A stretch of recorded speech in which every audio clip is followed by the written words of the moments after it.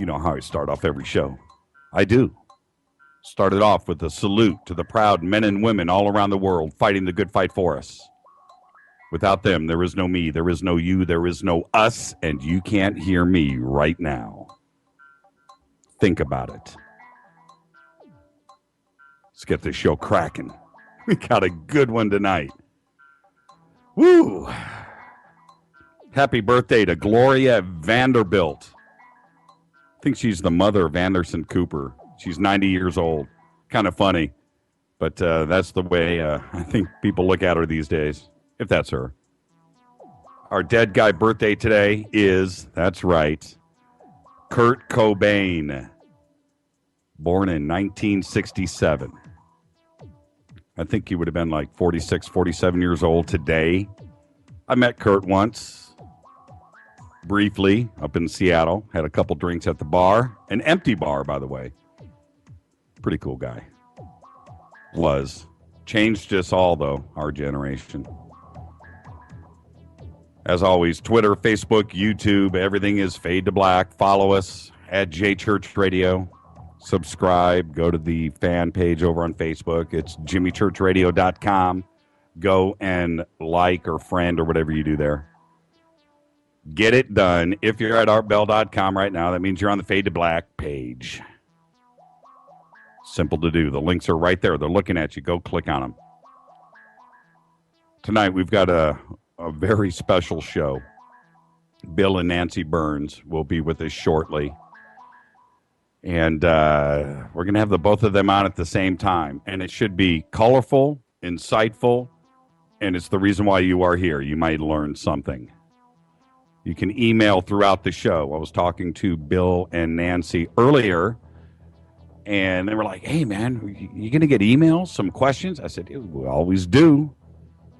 You know this show, the best email gets through to me. I will read it on the air if it's good. If it's really good, I'll write back. The bumper music tonight, as always, is Doug Aldrich. Doug's birthday was yesterday. Happy birthday, Doug. Belated.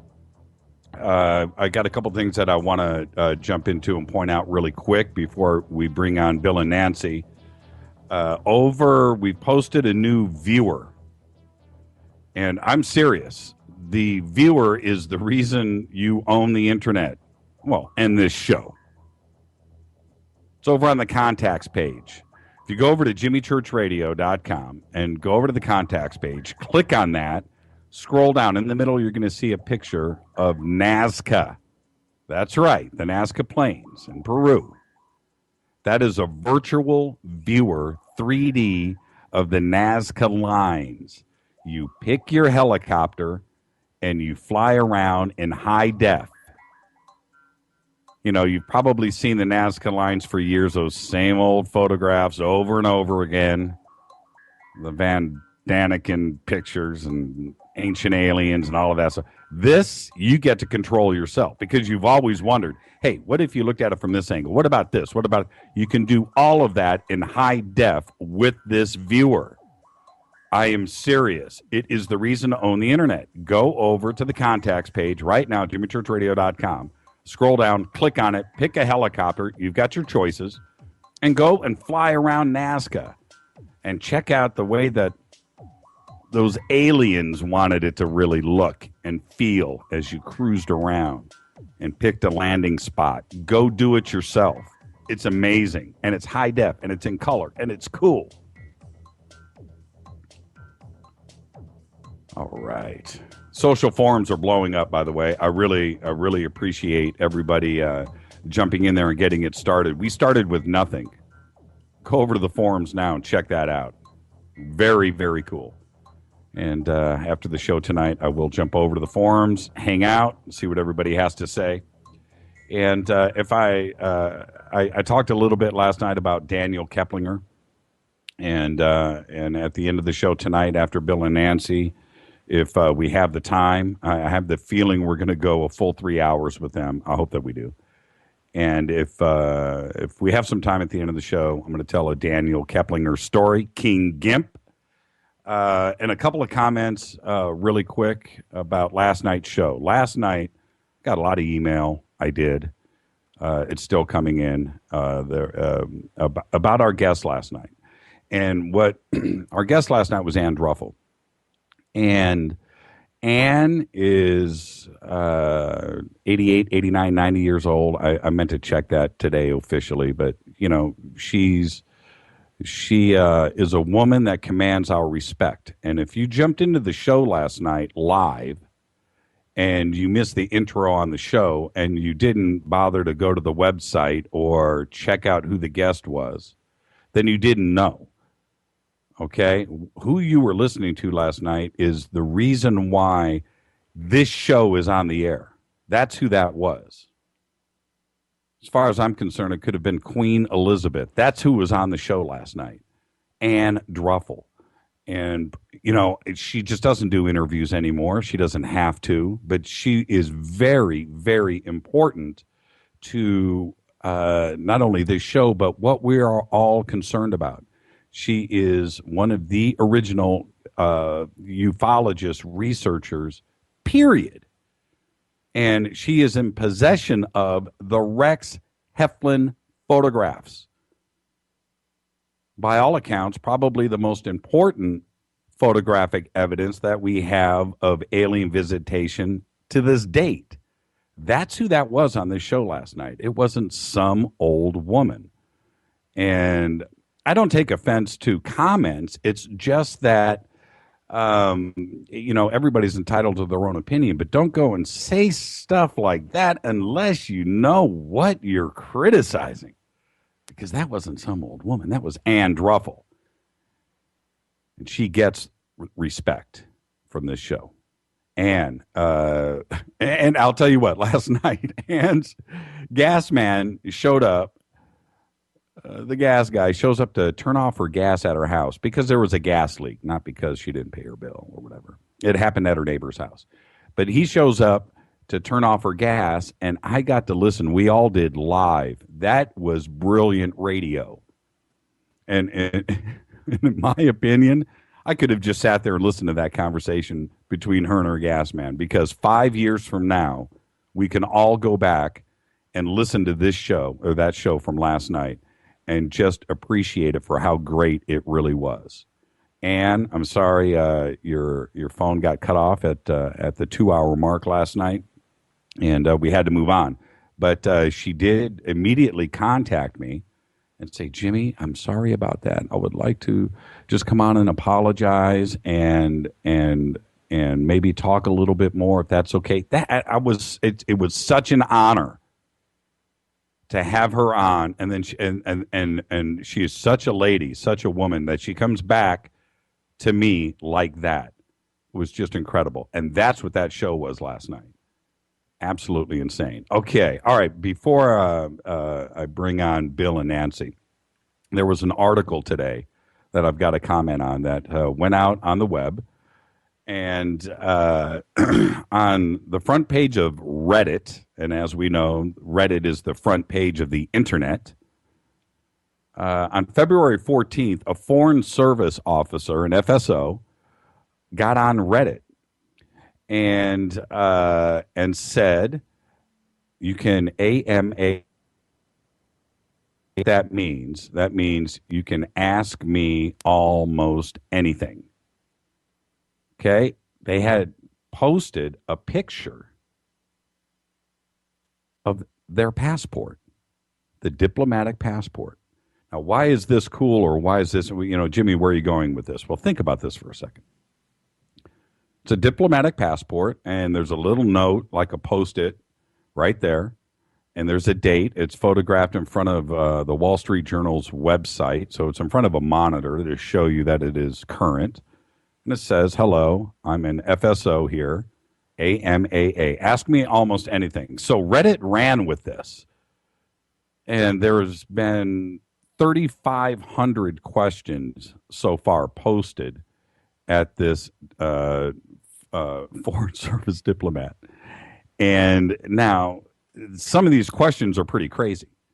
And he answers, I'm assuming it's a he, He answers everything pretty candidly. Some of it funny. Some of the questions are off the wall. Some of them aren't. Have you ever used your diplomatic immunity and so forth? But down at the bottom, or one of the last questions that was on Reddit was this. Check out this gem. Reddit user question. Ever had to deal with a crashed UFO in whatever country you were working in? FSO answer. No. The UFO landed safely. Go to Reddit. Check out some of these questions. And for somebody to break rank, as far as I know, and I'm being serious about this, as far as I know, it's never been done before. Think about that. Just go and check it out. Absolutely amazing stuff. This is Fade to Black. I'm going to take a quick break. When I come back, we will have with us Bill and Nancy Birnes live right here. The two of them. Fade to Black. KJCR on the Dark Matter Radio Network. Shoot me your email. Jimmy at jimmychurchradio.com. Follow us on Twitter at jchurchradio. This is Fade to Black. I'm your host, Jimmy Church. I'll be back in a second. Stay with us, everybody. Don't touch that mouse.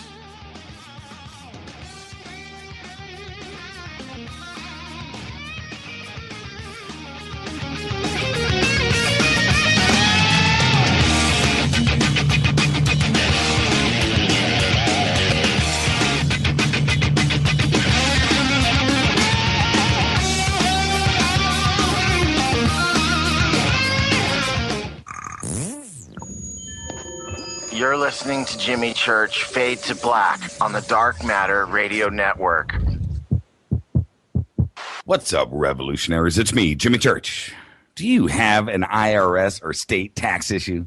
Well, I did, and I called national tax experts.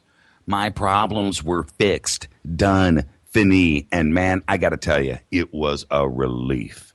National Tax Experts are a recognized tax office that services clients in all 50 states. It doesn't matter where you live. Give them a call. I'm telling you, they take the time to understand each and every client's individual financial status as well as their financial goals. And that's exactly what you need, my brother, when you're taking on the evil three-letter. So, seriously, give them a call today at 1-877-909-5444. Again, 1-877-909-5444, or go check out their website, www.nattaxexperts.com. That's NATTAXEXPERTS.com. Tell them Jimmy sent you. This is KJCR at JimmyChurchRadio.com On the Dark Matter Radio Network.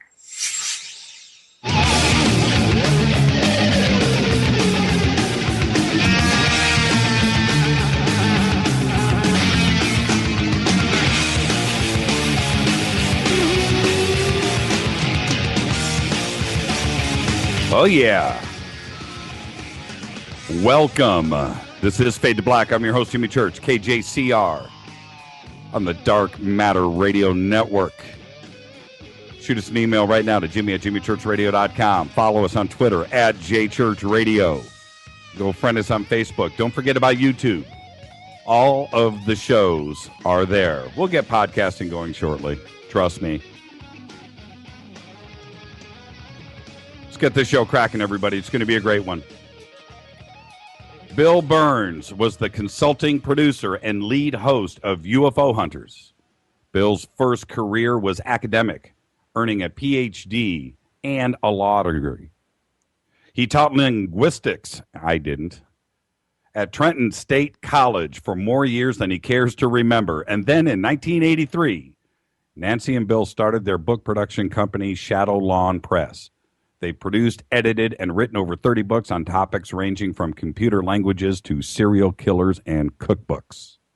Nancy Birnes has been a reporter since the 11th grade in high school, which was 1964. Think about that for a second.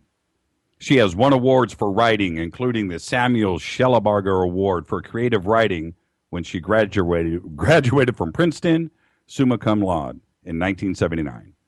A listener with a conspiratorial bent might find something wrong with those two sets of numbers, and they'd be right. Together, they produce and host their own show on the Dark Matter Radio Network called Future Theater. I would like to welcome to the program right now Bill and Nancy Birnes. Are you two with us? Hello. Yes. Hello. Welcome, you two. Can you hear me? I can hear. Everybody can hear you. Bill, are you there? Bill? Yes. Okay. Welcome to the show. And, you guys are familiar with the format here. And I just say to everybody, and we'll just start like I always do, which is this is just a conversation. We're hanging out in my living room. Let's see where it goes. I've got no questions. I wish you guys could be here in the studio. I don't know why we didn't just have you guys come into the studio. We're neighbors. But no, we're not. No, we're not. We used to be. Where are you? We're in Burbank. Coast. We're in Burbank. I thought you guys were down the street. We used to be. Oh, okay. We used to be. We used to live on a boat in the marina. Oh, that's right. That's right. And okay, well, again, my point was that you could see here in the studio that I have literally no notes on you guys, and I don't That's as it should be, because this is an intuitive's dream. We're just going to intuit everything. Well, and let's just see where it goes, and I think it's going to be great. And I wanted to thank you for what you just said about last night's show with Androffel, because steam was coming out of my ears. I think the Bell Gab folks are very, very smart, but boy, they missed the boat. Right. Yeah. Well, and the thing is about Bell Gab, I'm scared of Bell Gab. That's me too. Bell Gab is that's a harsh, dark underbelly right there. And well, when you say forum, therefore, you don't mean Bell Gab. What forum do you mean? We have forums on JimmyChurchRadio.com. I couldn't find it. Oh, I looked. Well, it's spelled FORUM.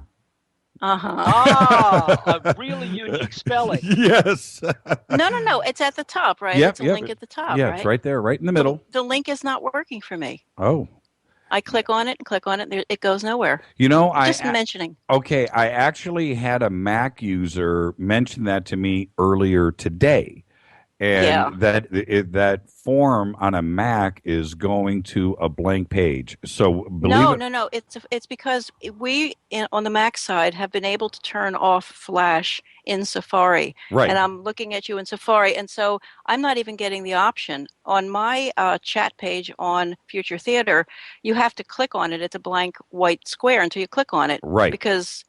Yeah. But I'm not even able to. So maybe if I came in with Chrome or Firefox, I might have a better chance. Well, again, I did hear about that earlier today. We have both Mac and PC here, and we test everything all the time, and we haven't had any issues until today with the Nazca viewer, and which is on another page. So we're working on that. Couldn't get to that either. That's why I'm asking. Yeah. So we're working on that as we speak. Thank you, Nancy. Well, Jimmy. Yes, sir. Jimmy, what did you think, or what do you think after speaking to Ann Druffel, who wrote a fabulous book, Firestorm, about James McDonald? Yes. What did you think about the whole James McDonald story? Well, her take or my take? Your take. I know what Ann's is because she was on UFO Hunters, but I mean, what was your take? My take is I don't use this word often, but genius is what I think about when I think about James McDonald. And so when you look at anybody that walks around with that kind of intelligence, whether you're an artist, a painter, a writer, a physicist, there's always a question of stability there. And so, their brains don't work like mine, if you know what I mean. So, but are you talking about the way that he died? Well, no, I mean, no. Or well, because okay, well then because I was going to go in another direction there. What? Well, no, I mean, yes, I'm thinking about the way he died, why he died, and the whole relationship between, I think it's Betsy McDonald and this mysterious person who was in her Socialist Party group. Right. But the larger issue of James McDonald was, on the one hand, he was only, his presentation about UFOs before the House Science Committee Right. was only the second time in history Yep. the House ever sat back and listened to a detailed scientific presentation about UFOs. Right. But there was this whole conspiracy, and it was a conspiracy surrounding McDonald's life. When was the first time? 1966 with Yes. Jerry Ford. Yep. After the Hilldale sightings, In Michigan. Jerry Ford wrote to Mendel Rivers on the House Armed Services Committee and said the House really had to consider dealing with or getting information about UFOs. Well, and the he head actually, of Project Blue Book, when Tilla dumped all over him. Right. And I think he went further than that, though, Bill, in that he demanded, Right. and with his position in Michigan, he demanded at that time, this has to be talked about because it's not BS. I want to use another word right there, but and he was convinced of that. So, yeah, he demanded that first hearing in '66. Now, concerning McDonald, I know I have talked to a couple of people that have done the research directly, not only with Ann but a couple of other people, and she mentioned names last night about this. But anyway, I know that there is some extremely sensitive material that he was exposed to. And that is where I just have a big question mark when somebody like that is walking around with that kind of knowledge and then suddenly passes away that, yeah, I do believe he knew something. I really believe Did Bill that. ever hear about the Black Book? Oh, his journal, the Black Journal?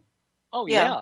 Yeah. Well, who do you think has that book? Well, you heard what Ann said last night. Now, I've talked to a couple of people and Ann directly about this, and nobody knows. And that's the funny part is that he references this constantly. And I was trying to get some more information out of Ann about that last night, and I know that she's not going to tell me everything. Well, she's cagey. She may be 90, but she's cagey. She's very and cagey. She knows what she wants to keep for, let's say, the next book or something. She also knows what she wants to do more research about. Right. And she let that be known last night too, as well. It was an enjoyable conversation, and the Bell Gab people are very excited about Dark Matter Network, and because of your show, and so yeah.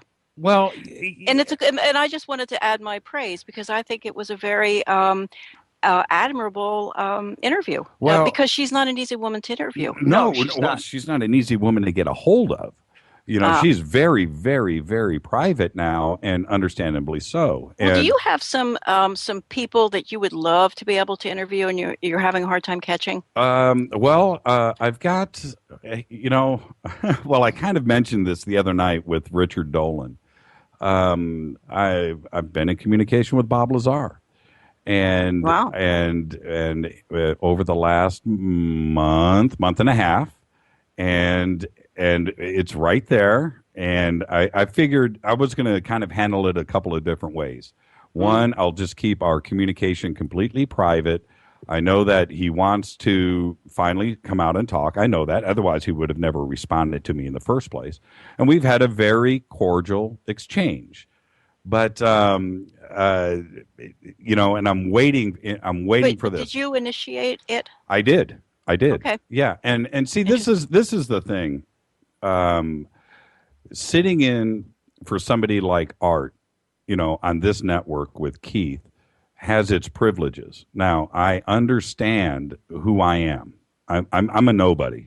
Okay, forging. And Jimmy, for my information, how old are you? I'm 50. Oh, yay! Yeah, I just turned 50. You've reached at least one plateau of maturity. I don't feel it, but so I'm 50, and so I have been able to reach out. And the people that I have had on this show, the guests on this show, I would have never, if it wasn't for Art and Keith and this network, they would have never spoken to me. And that goes also to Bob Lazar. He would have never responded back to me unless it was Keith, Art, artbell.com, and Dark Matter. Otherwise, you understand what I'm saying? So and so that he's one guy. Well, actually, there's a couple. I would love to talk to a couple of those hoaxers out there that stroked art over the years. Which ones? David Lewis Anderson. I would love to get him on this show. That one I don't remember. He's a time travel scientist guy that had some pretty fantastic claims. And what about John Titor? There's a guest. Well, yeah, no, John Titor has been a subject of this show constantly. I've had on the show Larry Haber and Oliver Williams. Okay, right, well, Oliver see, I've Williams. just discovered your show, so I beg your pardon. Now, but, and that was. And by the way, where can you can we get, are your old shows on the net now? Yes, everything's on YouTube. Yep. Okay, good. I will become a scholar. You know, and so scholar, yeah. Well, the thing is, and you bring up a good point.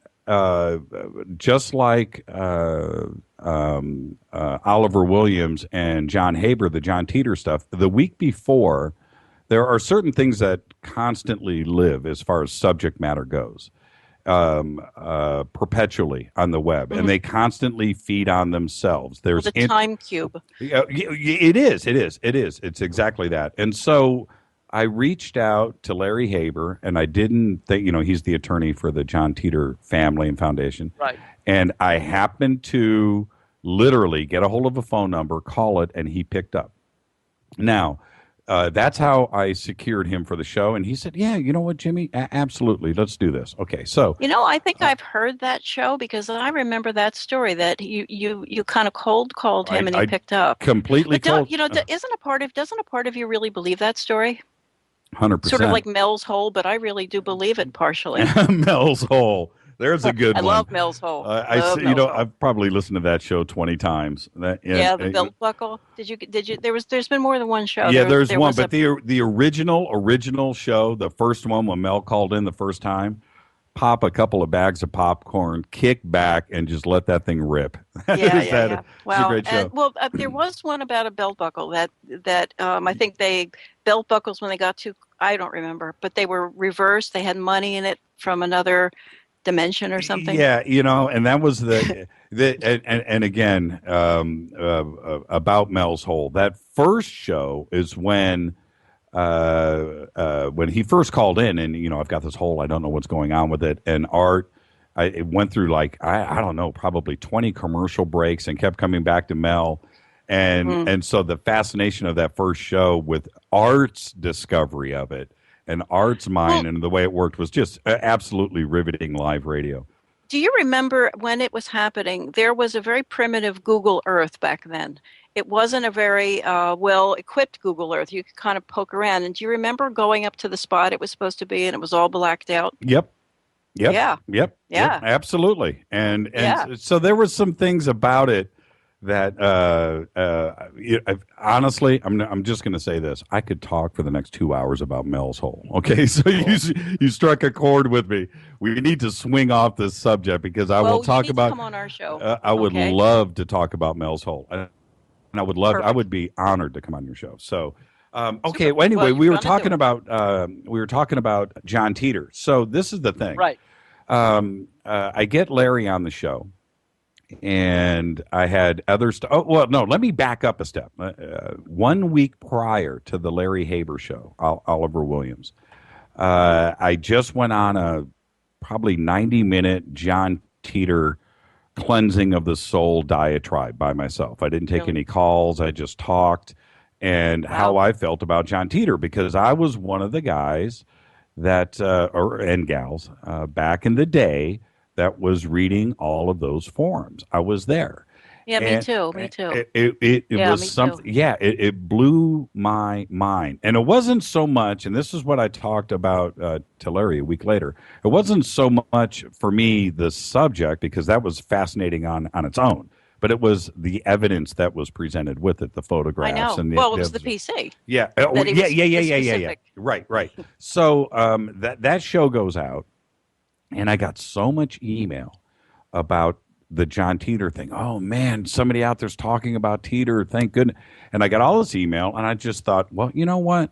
I'm going to do a Titor show. But I can't do it without I needed Darby. I wanted Darby from Time Travel Institute. I still haven't been able to chase him down. And Darby, if you're listening, please contact us. But I did that blind call to Larry Haber, and he literally picked up I couldn't believe it. Actually, hi, this is Larry. And I was like, blah, blah, blah, blah, Well, where do things stand right now? Because since you might have been the last person to talk to Larry on the air, I think. Yes, and Oliver Williams, too. Well, how it stands right now, I've gotten a bunch of email and correspondence from different people around the world about John Teeter.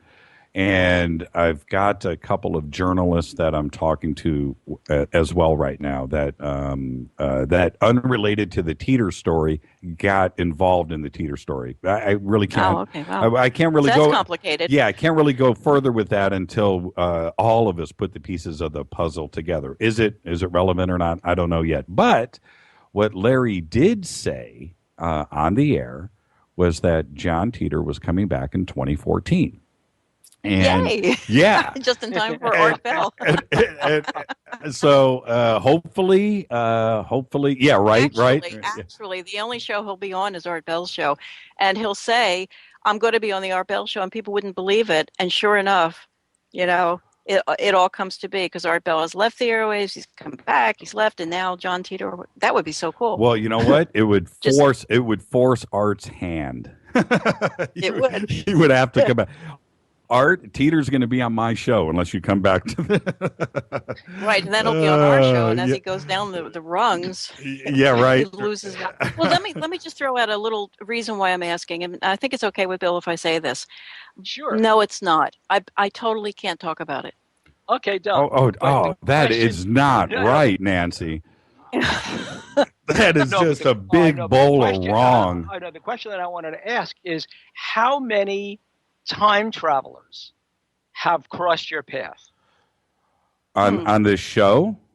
No, just in general. I mean, yes, on the show, but also time travelers who've been self-identified as time travelers. Obviously, you wouldn't know. Somebody says, "I'm a time traveler." The answer is yes. The answer is none. Okay, the answer is none. Now, before this show, after the John Teeter, I've had probably a half a dozen people contact me that said that they were time travelers. And go ahead. I'm sorry. And one of them specifically that I had back on the show that met John Teeter in Las Vegas in 2000 at a chess tournament and went to John Teeter's hotel room where Teeter had his time travel box in the hotel room. Oh, come on. Oh yeah. Oh yeah. And tried to get it activated and it wouldn't work. And the guy got out of the room before anything happened. Yeah, so and the Teeter story is that fascinating to everybody. It draws people in. And just like me, just like you, just like Bill, it's a story that just won't go away, and I can tell you why right now. It ain't been solved. Right. Nobody's been busted. Well, there's been a lot of things that haven't happened, and yet on the other hand, we all think, you and I and Bill, and I think everybody listening at this point, that there are alternative futures, that the future he came back to is probably not the future his people created when you think about it. Well, and that's in other words, but that's the out to the story. That's your out, Nancy. If you think about that, all of his predictions didn't come true. Well, they didn't because it wasn't in our timeline. It happened in another timeline. Yeah, but he would be an expert on that kind of information. He would not come back and say that the United States had a civil war in 20 whatever, et cetera. He would know about timelines if they really existed, alternate universes and stuff. He would know about that. But he talked about that very, very, very specifically in his timeline that he grew up in, where everything happened. Yes, that's what happened to the United States. But you can't travel back. You can't. Why does he come back? You're in another timeline when you come back. Yeah, but why did he come back to our timeline to get that particular device? Because in the future, and this is well documented. This is not this is not conjecture. Okay, this is actual fact, and this is one of the things. This is one of the points in his story that that really causes you to pause and raise an eyebrow. And it is this: the software that ran on those specific computers back then on the mainframe computers, the old reel-to-reel, tape drive mainframes, that computer language was able to communicate with that small desktop computer that he came back to get. And it was the only computer that did. Okay. Now, in a remote sense, you could literally hardwire it to the mainframe and modify the software. The software on the mainframes had a problem, and that problem breaks down in the year 2036. Okay. So in 2036, they are getting ready to or 2037, 2036, they're getting ready to have this catastrophe on their computer system. So he had to come back and get this small computer and go back to 20. And that's fact. That's that. And that's how hoarders are created, because I'm looking at my old Macintosh from 1984, which is sitting on a shelf right here. And I'm thinking, should I get rid of it or keep it? And you think, wow, what if it's the one machine that will solve the world crisis in the future? Well, there's that, but there's that part of it. But if I just spilled a little coffee, okay, I'm back before I blow up the entire. One other thing. Yes. I, at various points in my computer careers, have changed all my medium from A to B. And have you ever tried to get an optical disc, which was the coolest, hottest thing at a certain point? You'd have to kind of stand in front of it like Obi-Wan Kenobi. You're my only hope. Nothing will come out of the optical disc because that technology is just gone. Yeah. So we're doing anyway. Yeah. Well, back to Teeter. The reason why this thing keeps feeding on itself is because nobody's been busted. And when you look at, and I've driven this home so many times, and if you think about this on a technical level, now both of you are educated, so when you look at a technical manual that somebody has written it, and somewhere it was printed, and somewhere there's a typesetting that was involved. You guys were in the magazine industry, all about typesetting and what it takes to set type on a page. Or how about get illustrations drawn for those said pages? That means there was an artist involved, a graphic designer that was separate from whoever's setting your type, and so forth. But what's your point? My point is that the manuals that he has brought forth and they brought on, nobody has busted anybody for being the artist that drew those pictures. Or oh, really? Yeah, no. Yeah, I don't know. And until, okay, so I don't know the crucial stuff about the story. Those are the crucial points. And yeah, where are the manuals that we can all look at? Well, they're all over the web. I will email you some stuff after the show. I will start on that because Bill and we did a computer encyclopedia, for God's sake, for McGraw-Hill. I have a couple of people right now that are talking to a couple of engineers that work for a couple of large companies that are literally going through all of their technical manuals just to see if they could find something that was similar, and with all of the knowledge that is out there. When I say knowledge, it's not so much the internet, because that's part of it, but I'm talking about human beings. All the knowledge that is out there, somebody somewhere knows something about this. And if there isn't somebody out there, then it's a true story. And that's my point. Nobody has been busted. You remember, let me bring you up. I'll bring up a point. Gulf Breeze. Okay? Now, when we talk about Gulf Breeze, those are amazing photographs, weren't they? Bill, were they just as intriguing as it gets, right? Okay. And then, and what was his name that owned the house that took the pictures? Walters. Ed Walters. Ed Walters. So he sells his house and moves out. The new tenants move in. What do they find in the attic? A model. It was all a setup. No, they didn't find it. They didn't find it. But what happened? But Bill, but hold on. Let's not. That's not directly my point. My point is somebody found something. That's all.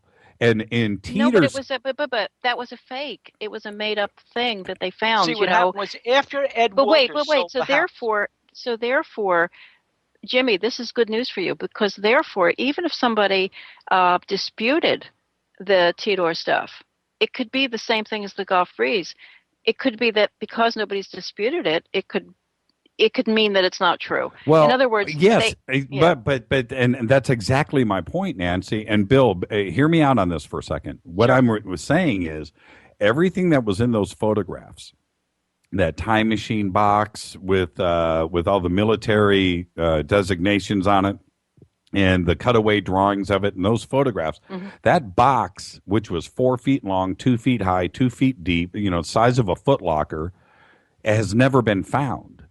And if somebody built it and photographed it, whether it was in 2036 or whether it was in 1999, somebody built it. And if it was built in 1999, nobody has said, like maybe an ex-girlfriend. How about an ex-girlfriend comes forward? You know what? My ex-boyfriend Bob built that box and he left it in my house when he moved out, and here it is. Yeah, because you could make your little fortune that way. But it's Sure. nobody's been busted like that. And there must be, if it's a hoax, dozens of people involved, and nobody has Well, I been think busted. once the some of the major predictions didn't come true, I think people sort of lost interest and said, "Well, that was wrong."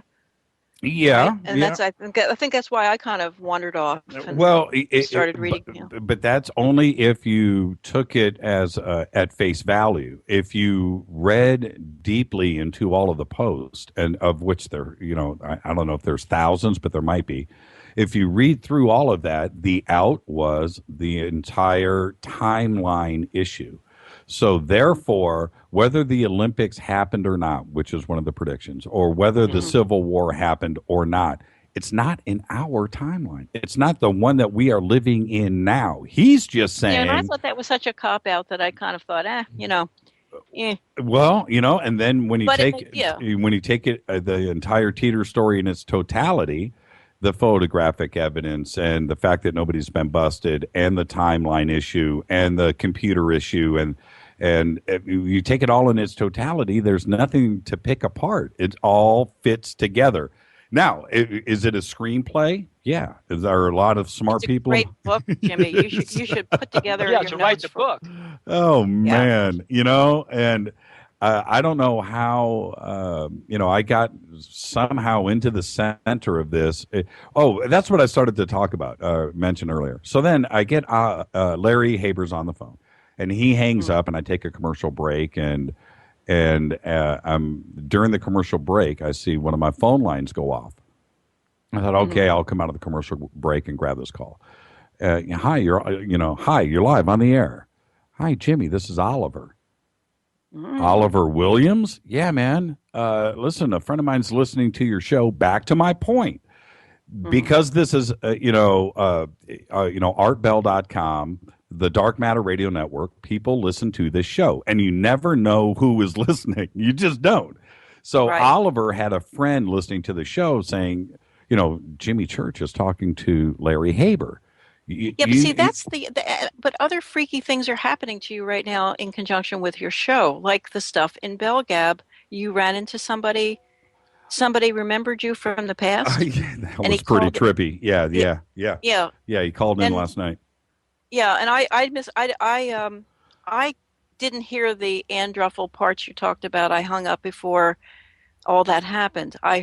Before the gas man came and all that.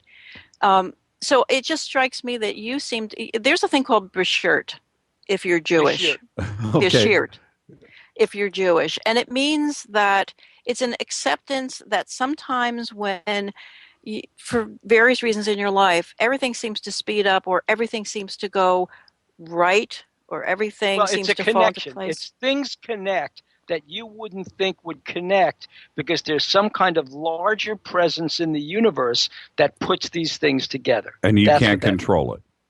Right. Exactly. And sometimes certain kinds of people that you talk to kind of create almost like there's a Kurt Vonnegut phrase, there's kind of I think it's called a caress. You create your own little caress of people, and it creates power. and things can get done when the right people come together. And Bill and I, just as a quick aside, because people hate these asides, but it's the truth. If we were in your living room, this is where we'd go. When we first came out to California, we felt lonely and went to open houses every Sunday because you could go into people's houses and you could sort of see if you ever wanted to buy or move there, but you inevitably learned how to read the newspapers carefully, and you would go to the interesting houses, and you would go into movie stars' houses and stuff like that. Mm-hmm. But every once in a while, you'd go into somebody's house and you'd sit and talk to them or start talking to them, and you could feel this reality distortion field that they say about Steve Jobs. You just felt like you could do something. You could have a house like that. You could have a life that was exciting because Right. It seems like you're entering one of these kind of phases or something. Do you feel that? Well, I will say, and that's an interesting point. I will say this, that I knew from a very young age that what we are doing right now, at this very moment, in the now, not a John Teeter now, in the now, right now, that I would be doing this someday. And me too. But that's the weird thing, because I'm not at all. You trained, at least. Well, Bill's from a showbiz family, but I'm the opposite. I'm quiet during the day. Well, I fought it. And I wanted to be a rock star, and I went through that phase, and I produced a bunch of bands and had a really good run there and stuff. But I was always told, and I had a friend of mine growing up over in Pasadena. His name is John Couton, and his dad ran the broadcast program, radio program for Pasadena City College. His name is Stan Couton, great guy. And I had this voice that I have right now, I had when I was like 2. So, I could not, it was one of those things. I wanted the voice. You were like that little Stewie. Yeah. I wanted the voice that my friends had, the high pitched voice or whatever, I had this voice and so I had always heard, you should do something with that. Well, I wanted to be a guitar player. My voice didn't matter. But Stan Couton, when I was probably 20, 21 years old, said, Jimmy, you've got to come, your personality, get over here, and I'll connect that brain of yours to that mouth of yours. Get into this radio program over here. You'd be great. And I was like, no. I fought it. And then, 7, 8 years ago, I kind of retired from the radio business. And I got out of the music business. What did you do? I was a producer. I produced bands. And so I just kind of retired and unwound down from that. And my wife said, you should go to school. You've always wanted to do this, and I thought, okay, so that's, but now let's back up one more step. I had listened to Art Bell and AM radio since as long as I can remember. And I always knew when I would listen to Art and shows like that, Art specifically, but shows like Art too as well, I couldn't get enough of it, that I wanted to do just that. And so I prepared myself mentally for years and years and years for this moment when I was, in sportscasting, it's a different situation, but I was able to get my yah-yahs out, okay, in doing that and being on the air. But when this situation came up with Dark Matter and Keith and I started talking about it, I knew at that point what my show was going to be. I knew what I wanted to do and how I wanted to move forward. As long as Art was going to, his presence not being here was going to allow me to fill that void, then I should be able to produce a show that everybody would find interesting. And that was it. So for me, it was effortless because it was something that I just wanted to do for a long, long time. Now, back to your point, Nancy. Because of that, I think, and Bill's point too, it was the right thing at the right time for everybody, for myself, for the listeners to this show, for Dark Matter. Everything was synchronistic, and I hate to use that word, but it all happened at to the day practically. And Keith will probably tell you the same thing. Exactly. And you know, when we ended up on the Dark Matter Radio Network, we ended up in a very funny way. And we're here at the courtesy of our producer, Angel Espino from PSN Network. And he has Skywatchers on Tuesday nights. And in fact, Skywatchers is moving to, I believe, 1 o'clock, which is going to be a great time frame because, as you know, the numbers go up as the night goes on. But what happened was it was a series of, I stay up all night. I just always do. I take a nap and then I stay up all night. It was a series of 3 nights. Bill would go to bed, and each morning the world had changed again. And I would say, you know, we're going to be on a different network and stuff and so forth. And it was all happening in 3 separate nights very, very quickly. And it felt totally natural. And yet it's such a stretch because the only way I've ever thought about being on the radio was you listen to Art Bell and then you think you're in a conversation, and in your head you kind of are talking back to him. Right, because right, he's right, right, a right, conversationalist. right, right. And so you think to yourself, geez, you know, it's not that you would call in and talk, but you just feel like you carry that conversation on. And I just always felt like I could do that too if I had the chance, I guess. Well, you know, and another, there's yeah. another, it's funny. I'm looking at the email coming in. Now there's 1, 2, 3, 4, 5, 6, 7, 8, 9, 10. She should stop interrupting people. No. I'm just saying, no, question for Bill and Nancy. Bill and Nancy question. Teeter. Yeah. You know, it's crazy. And when we get around to it, we'll start to bust through some of these. Now, listen, really quick. I want to. I'm going to change gears a little bit because it's not about me. It's about you two. But I appreciate you.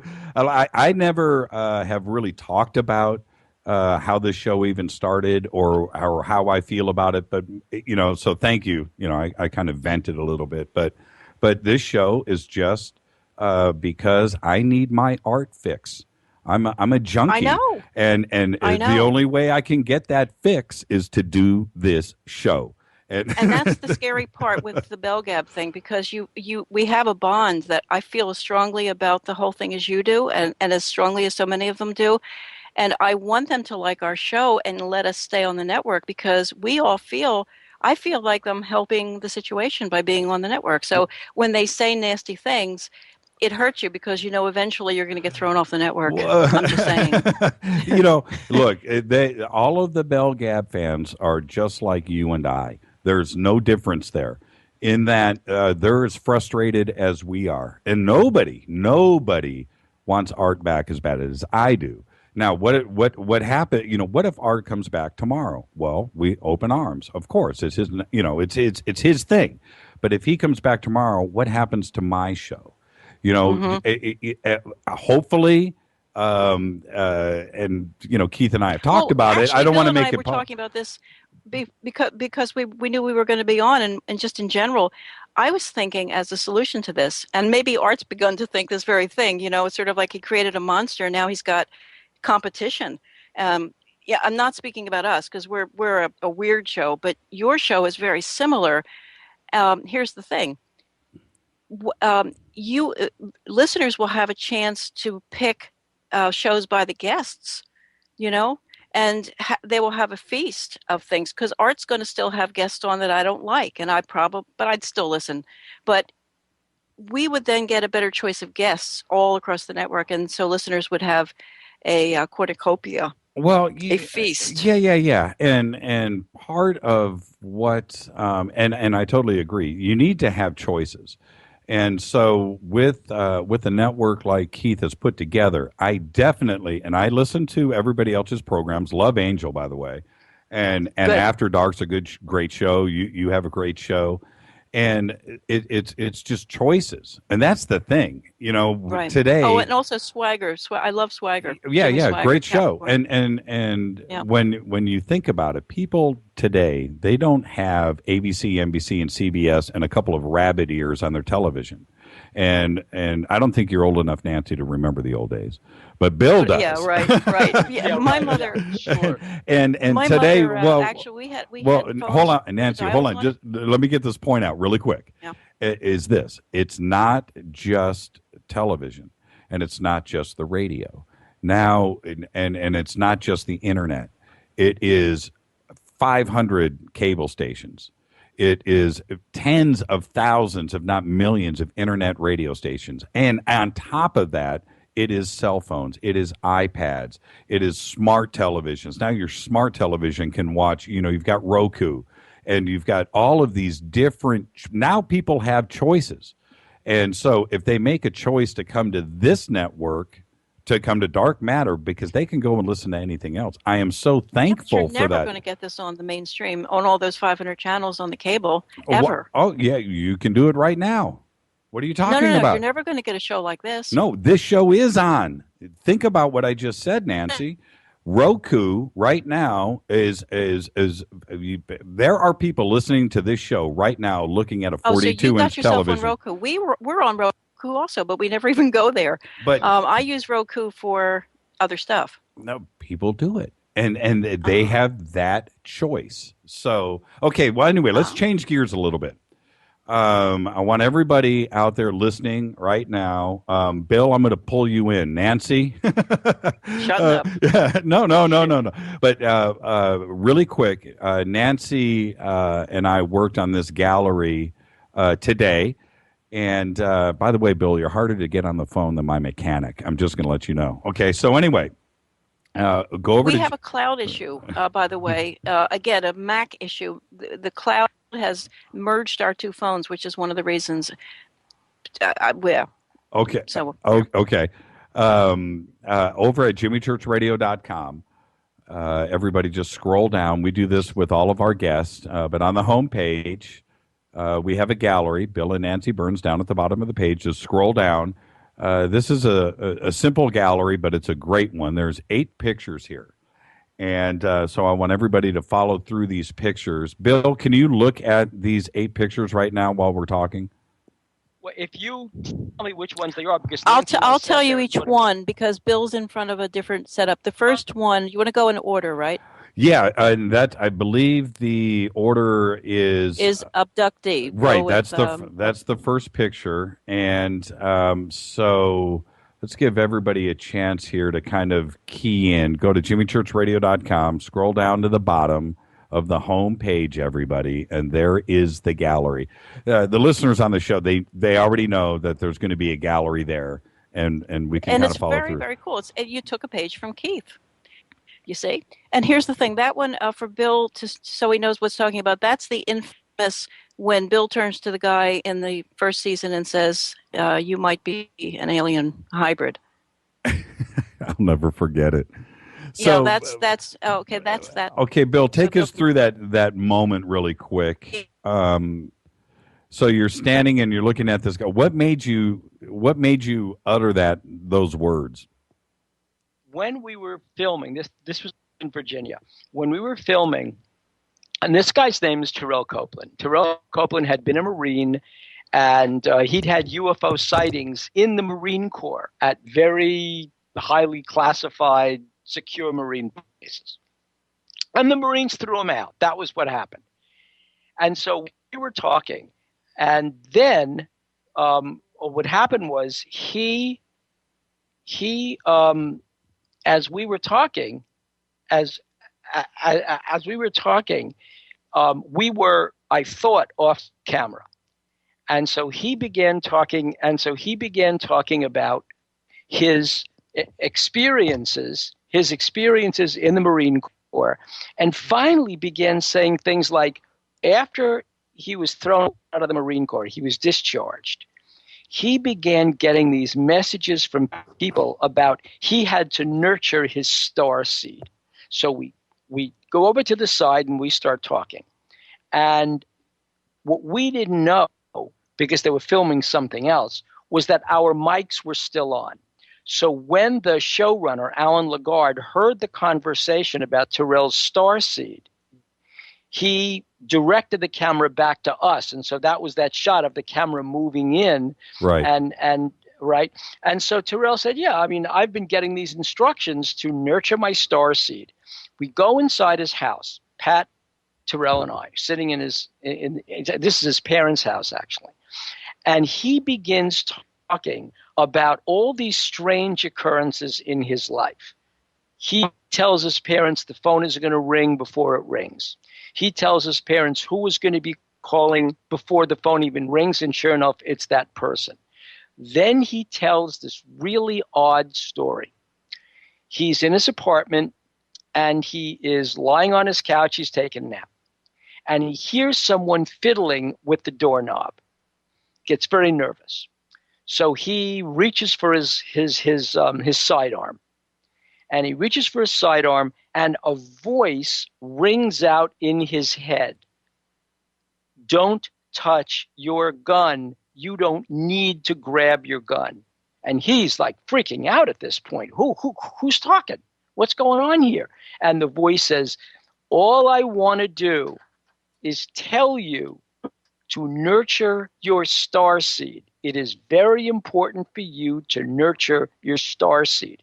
And he goes to get up from the couch, and he's completely paralyzed. In other words, his mind is working, all his senses are working, but he can't move. Now, yes, if you're a sleep paralysis person, a sleep specialist, you know what hypnagogic states are, right? Where your body is paralyzed, your mind is working. Right. Okay. So I will give you the conventional science behind it, but he can't move. The doorknob is still wiggling, and he cannot reach for his gun. He's incredibly paralyzed. Now, the other odd part of the story is that he was discharged from the Marines because he had, and I saw the guy's medical records, he had what was called an undetermined blood disorder. What is that? Anyway, yeah. Okay. Finally, the person leaves, his power to move returns, and he's telling us the story, right? And telling us about the fact that when he was born dead. Okay, he was totally cyanotic. He's born dead, right? And his grandmother says to him, you were born dead, and then you came alive, and you are the devil's child. Well, I mean, imagine you're growing up and, your grandparent tells you you're the devil's child. I mean, that's weird. What are you, Damien?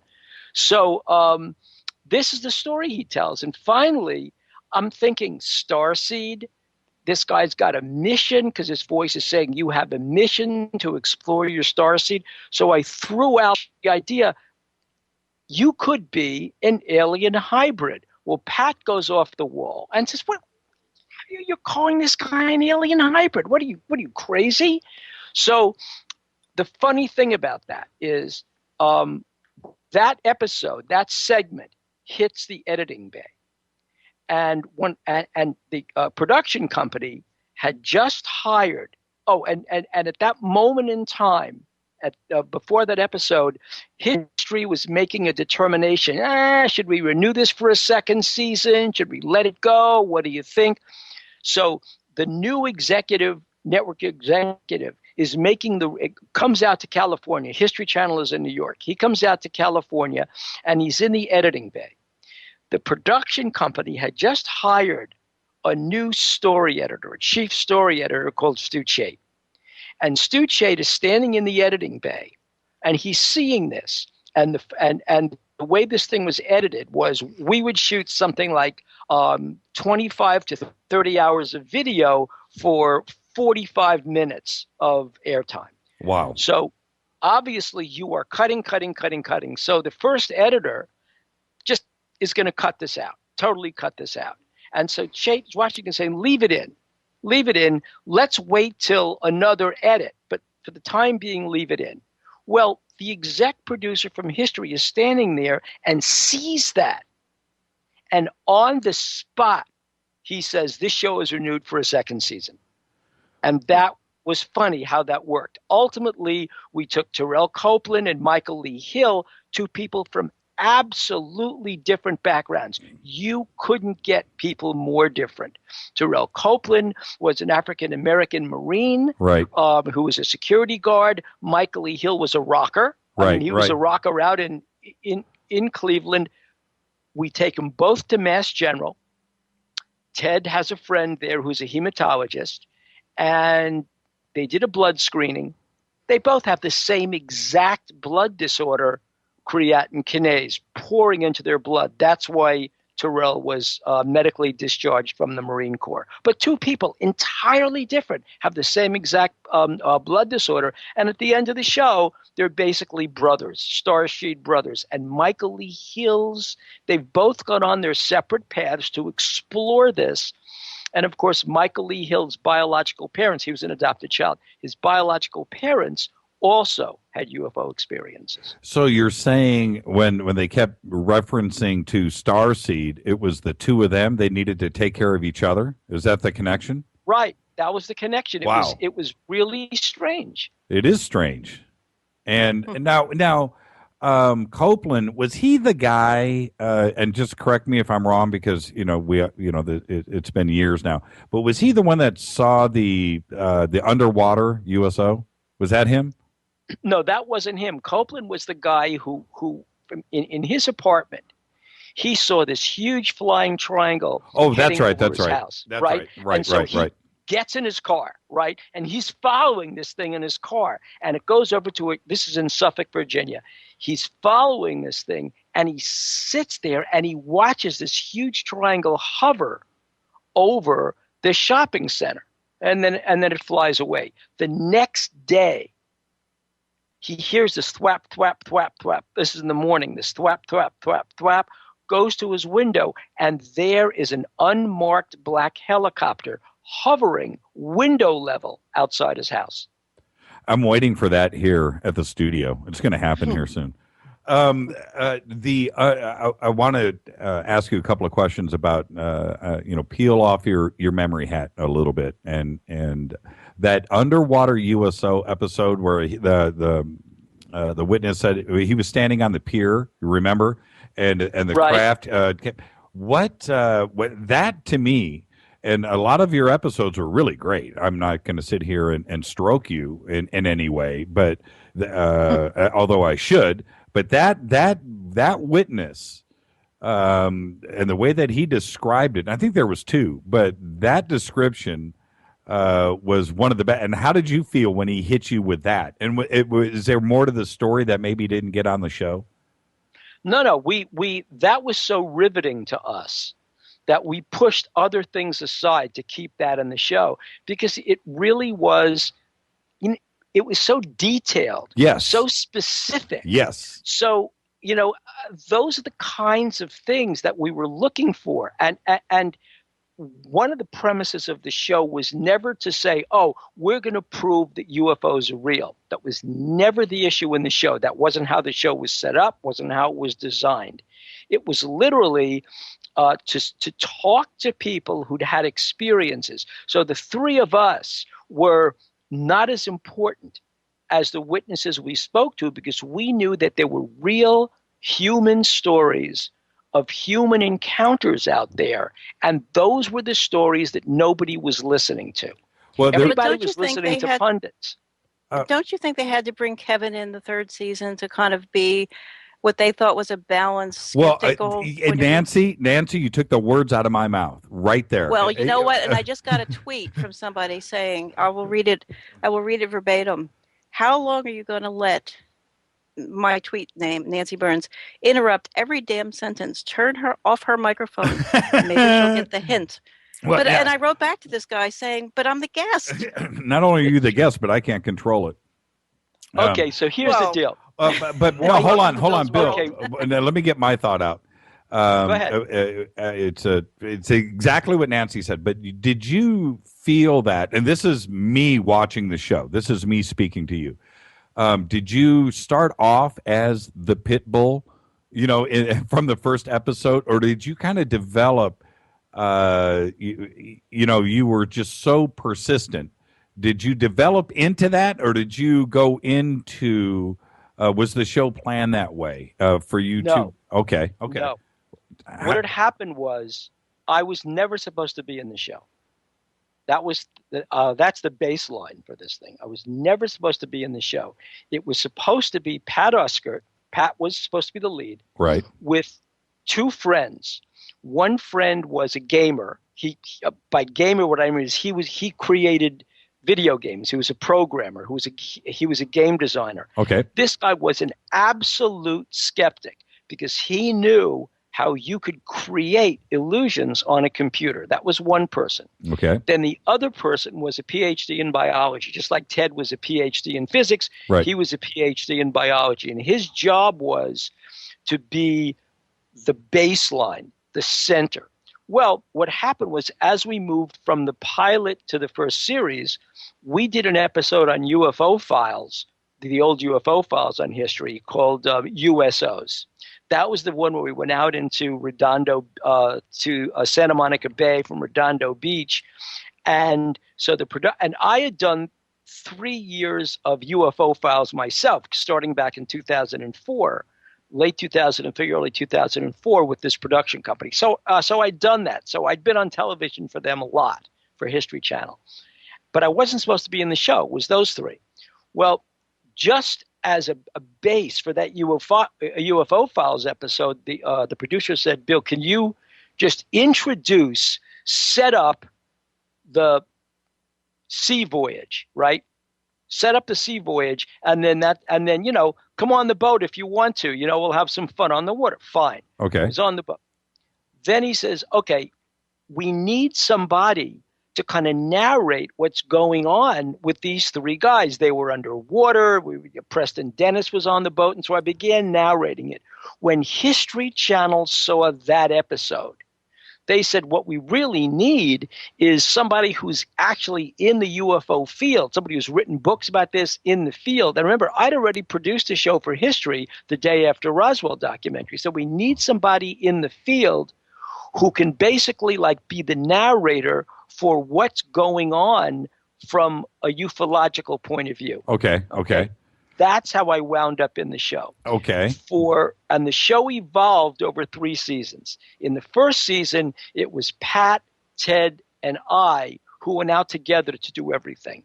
And the network said, it's good, but it's limiting.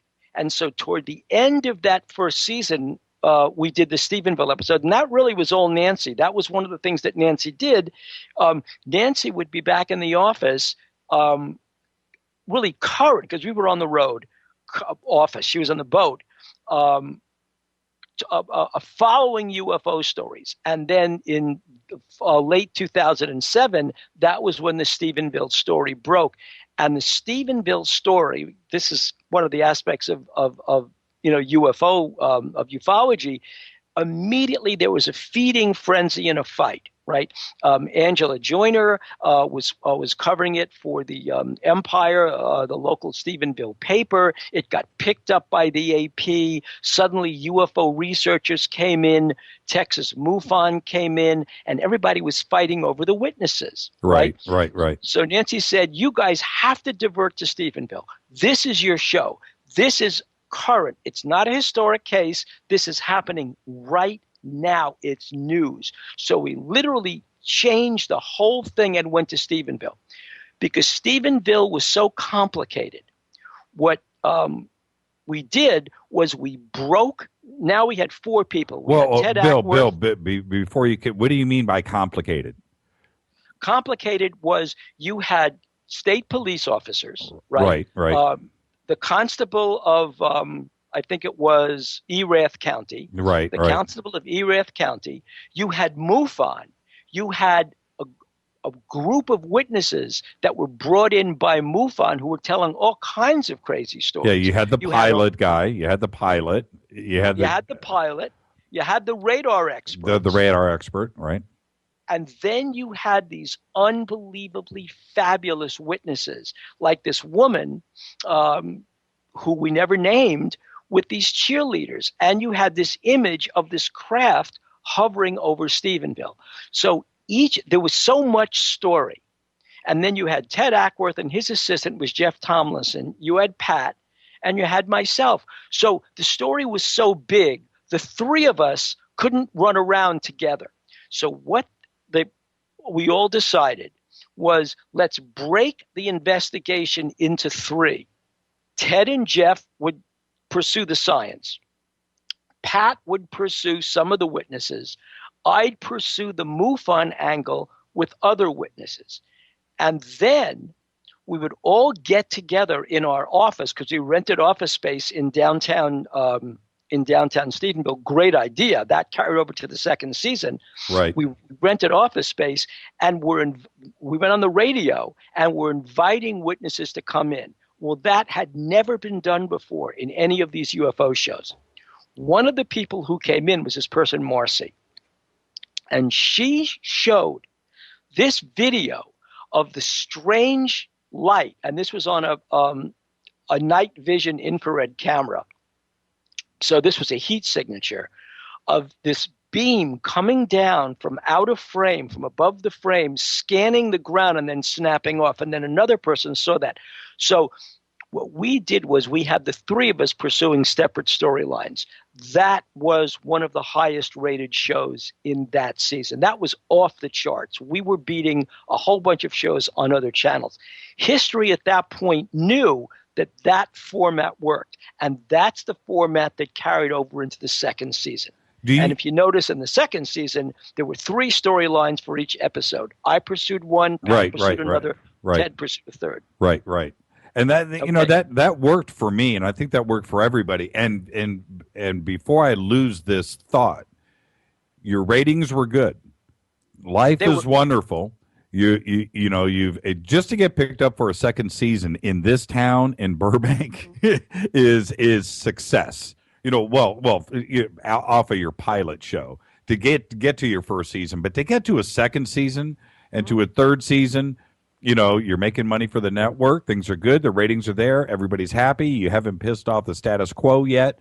Things are good. Things are, but even in your position, and we can talk about it. So many people in the radio industry, it doesn't matter about your ratings, does it? In the end, you can be canceled for just about any reason, and right or wrong, it's never up to you. And you can stand on a soapbox and yell and scream, but things are never in your control, are they? Mm-hmm. No. So here's what happened. Okay. One, Ted had a baby, right? I mean, Ted's wife had a baby. He had a baby? Oh, okay. His wife had a baby. Right. I mean, Ted's wife had a baby.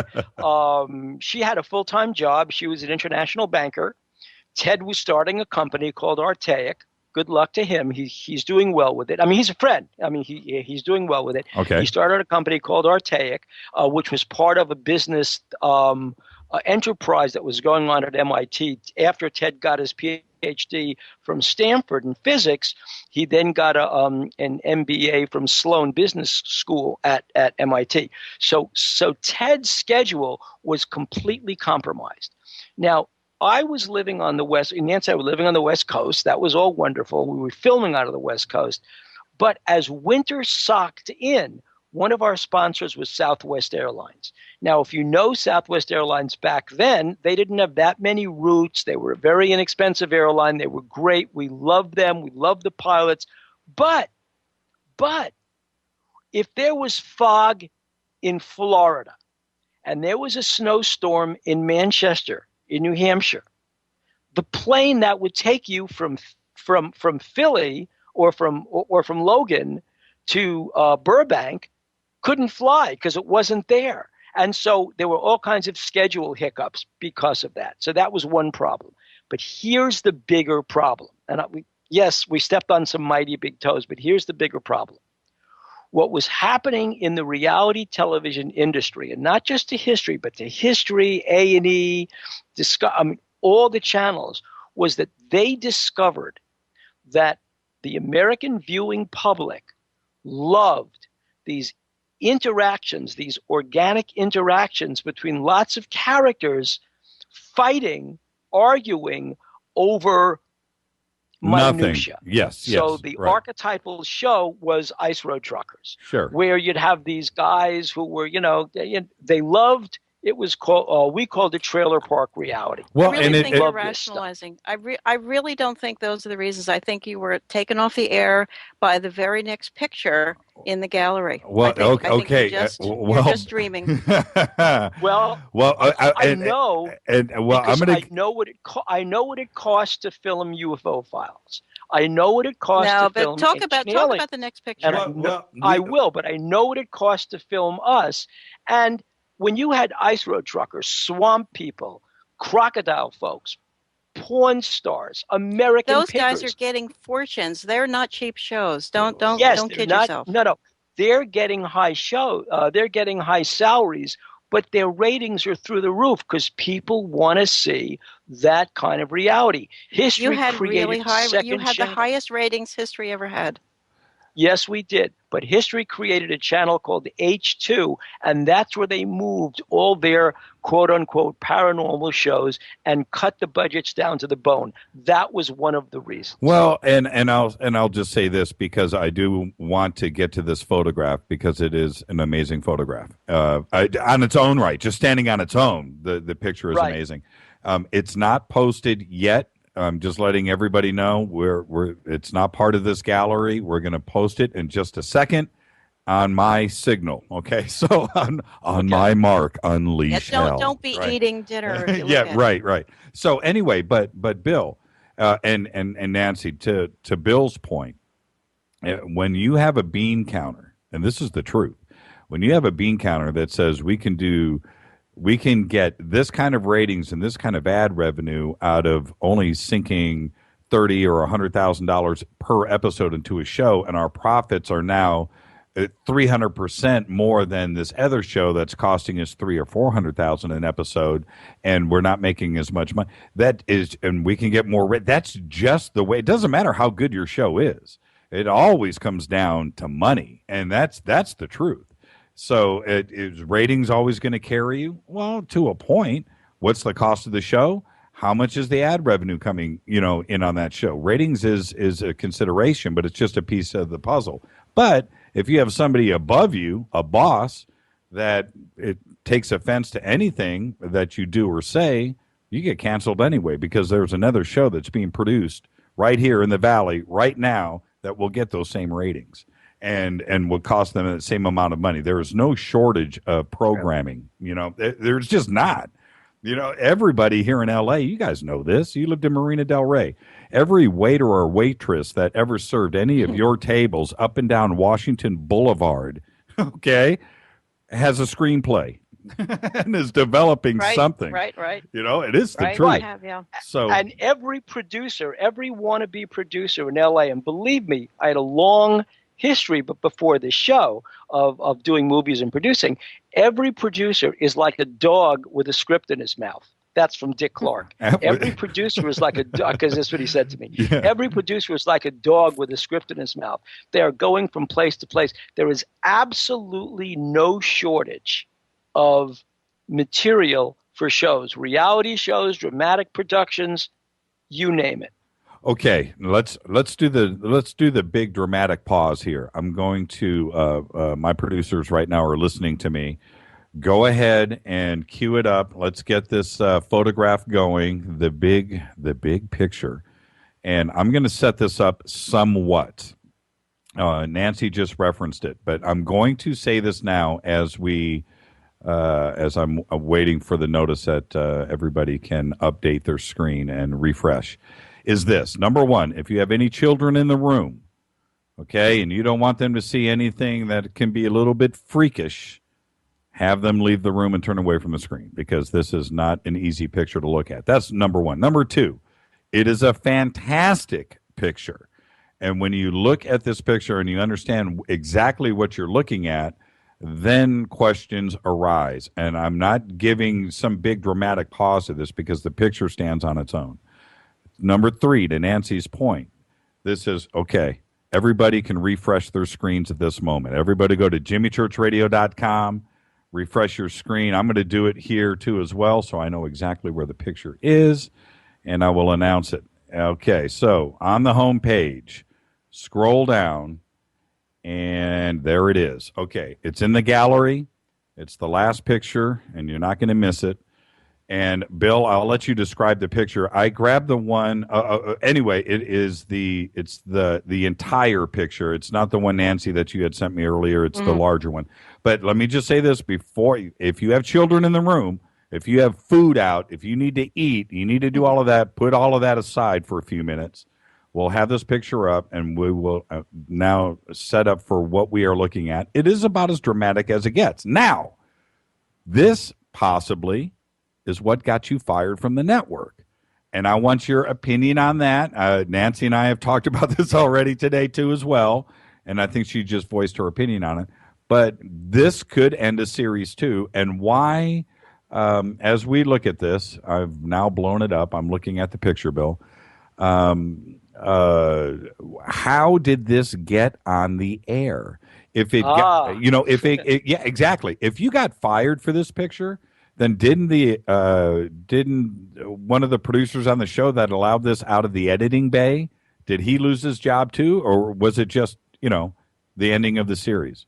Okay, so what are we looking? What are we looking? It's a multi-stage process. Okay, what are we looking at in this picture?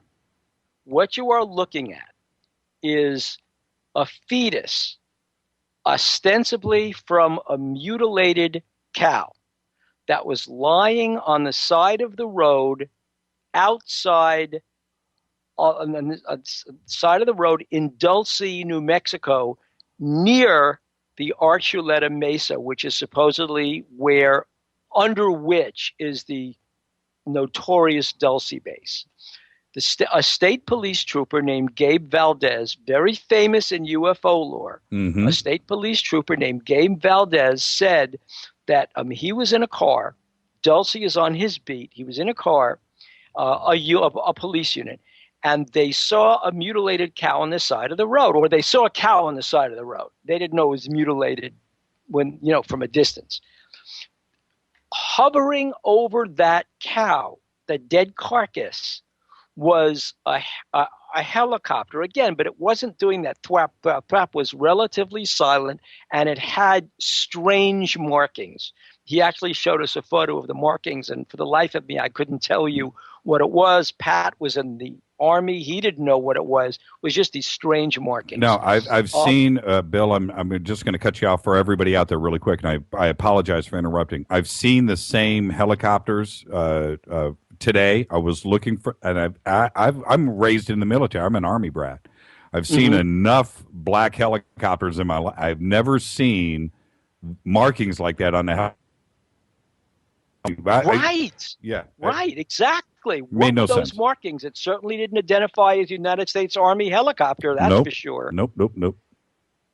The helicopter sees the police car lights. He turns on his light bar.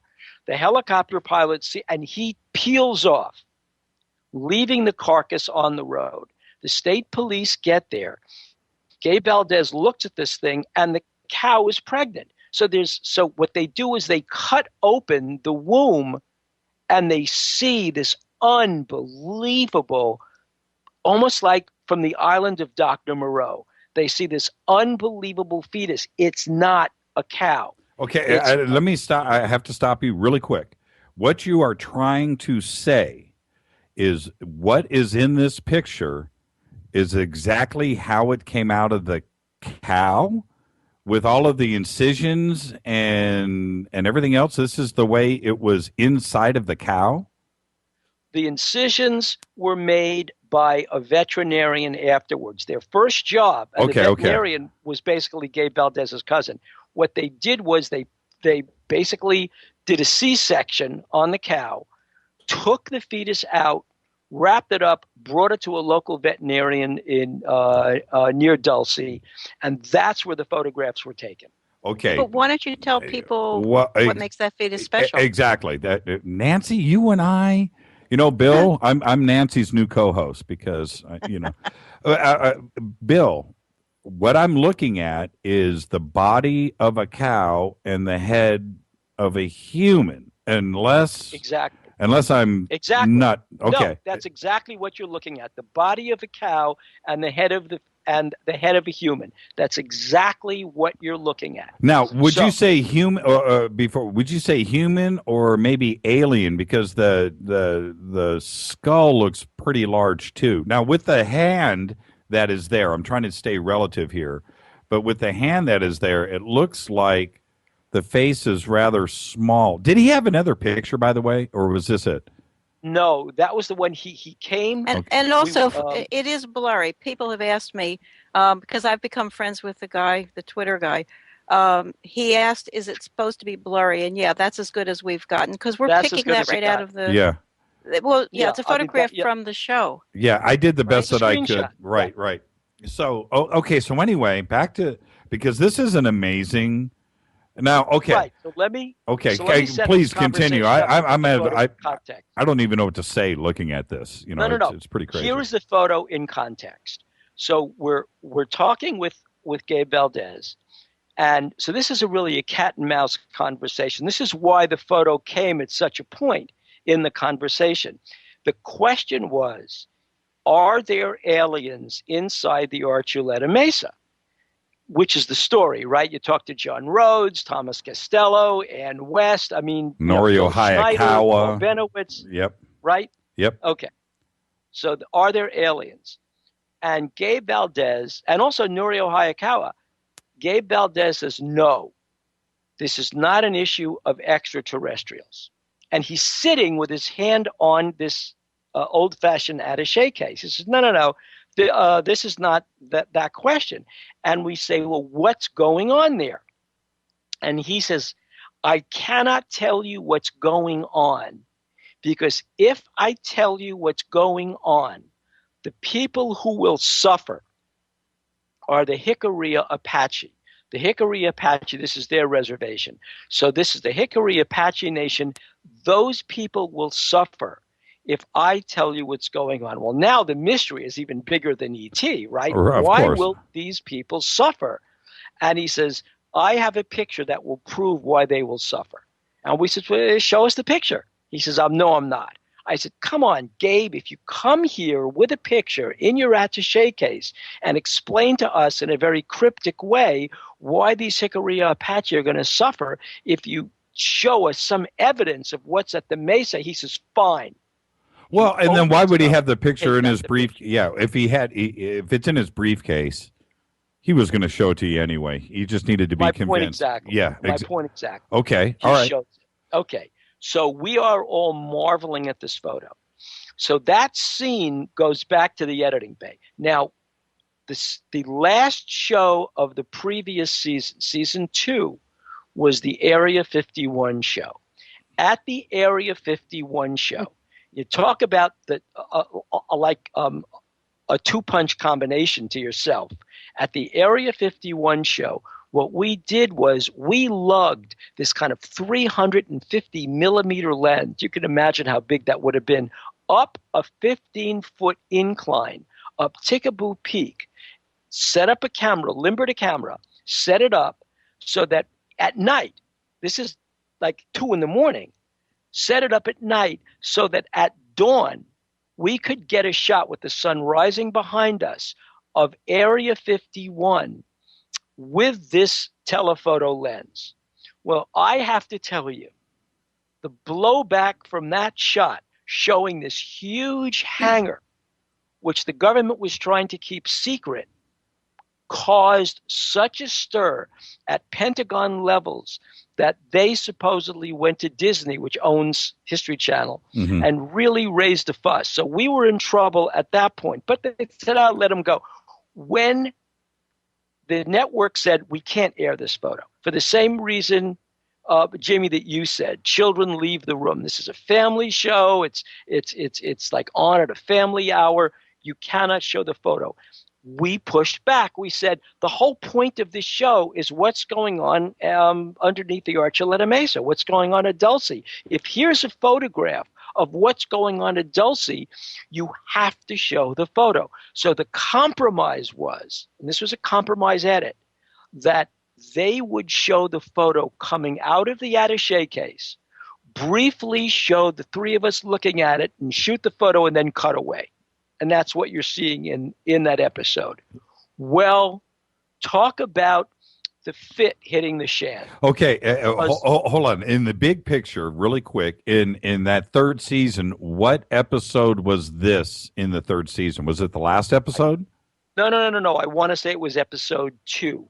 Oh, this is the beginning of the third season. Okay, all right. This is the beginning, yeah. Well, hence the question. I need to know in the big context. Okay, so you're already in trouble rolling out of the last season with Area 51. Okay, so you've stirred the pot there. You're poking a stick into the hornet's nest, so to speak. You roll into the second season. Your second episode, this hits the airwaves. this photograph. What happens next? I just got to know. Who took that phone call? Well, what happens next is we all did. Yeah, we all did. I mean, there was a lot of blowback. I was on the road, so all I heard was from the producer basically saying, "Jesus, why did we show that photograph?" I'm saying, "Why? Look at the ratings." Well, the show was off the charts in the ratings. I mean, just the reruns were getting more coverage than the show itself. So that succeeded. But from there we went out, I think, down to Florida. But the one of the things that happened was, while the network was reeling from that, because they were getting a lot of phone calls, 3 conservative Republican senators, one of whom was Chuck Grassley. I forget who the other 2 were, but one of them was Chuck Grassley. They introduced a bill in the Senate.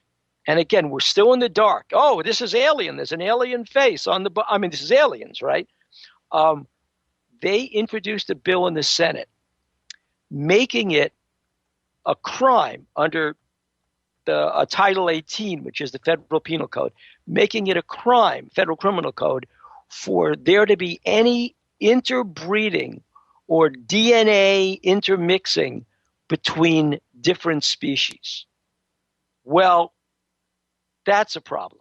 Okay, so they introduce that bill in the Senate. Now, then we're heading to Bucks County, back this is the 3rd season. So now we've moved to New Jersey. We're heading to Bucks County, and one of the people we speak to is Nancy Talbot from BLT Research. BLT Research is one of the major crop circle research for groups. They do a lot of UFO related research. Had Nancy on the show last week. We had Nancy on last week. Right. Okay. So we're sitting with Nancy at in Trenton, and Nancy said, and so we're talking about things. She says, "Well, don't you know what you guys did?" And we said, "No. It's an alien, right?" She said, "Guys, you have no idea what you did.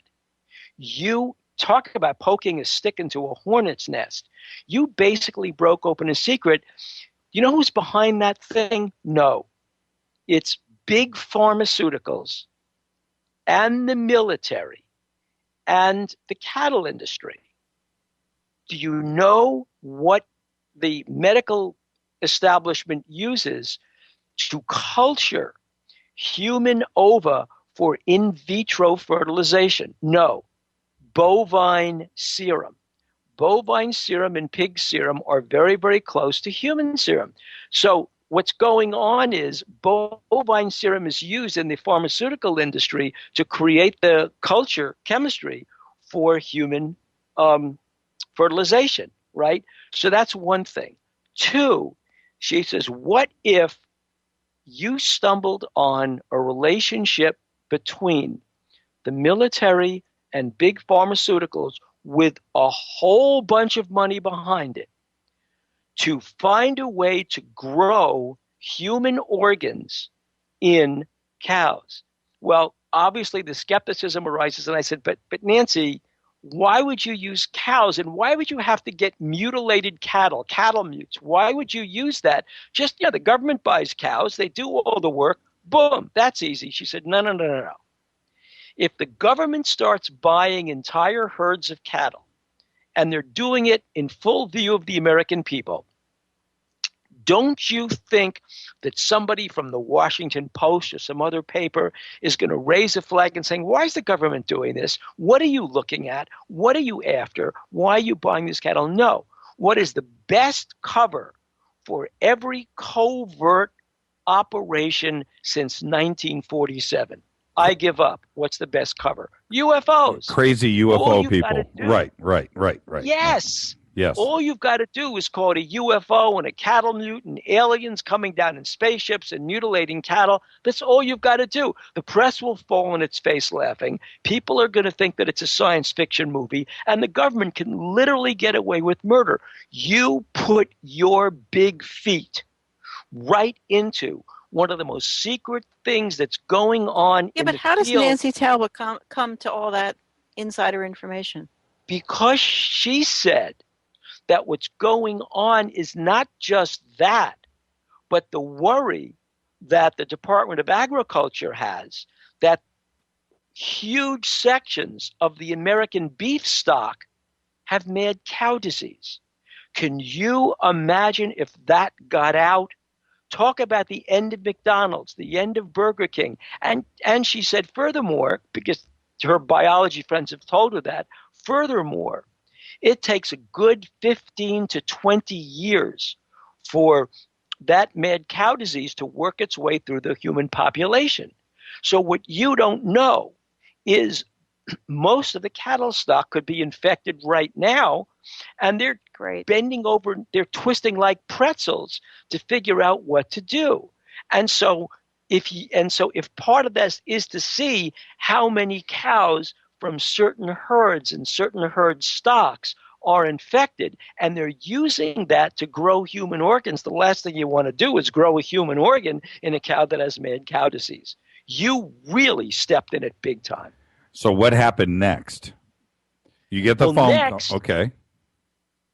Next, there is this crossbreeding thing. So making it a federal crime to interbreed DNA between species, that basically puts, at least from the criminal point of view, the kibosh on doing this. Billions of dollars are invested in this research. Now, in addition to the military already angry at you for Area 51, now they're really angry at you for this because you've done the one thing.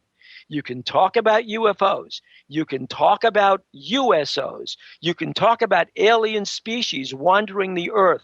But whatever you do, never get in the way of the government's money. Ever. And that's what we did.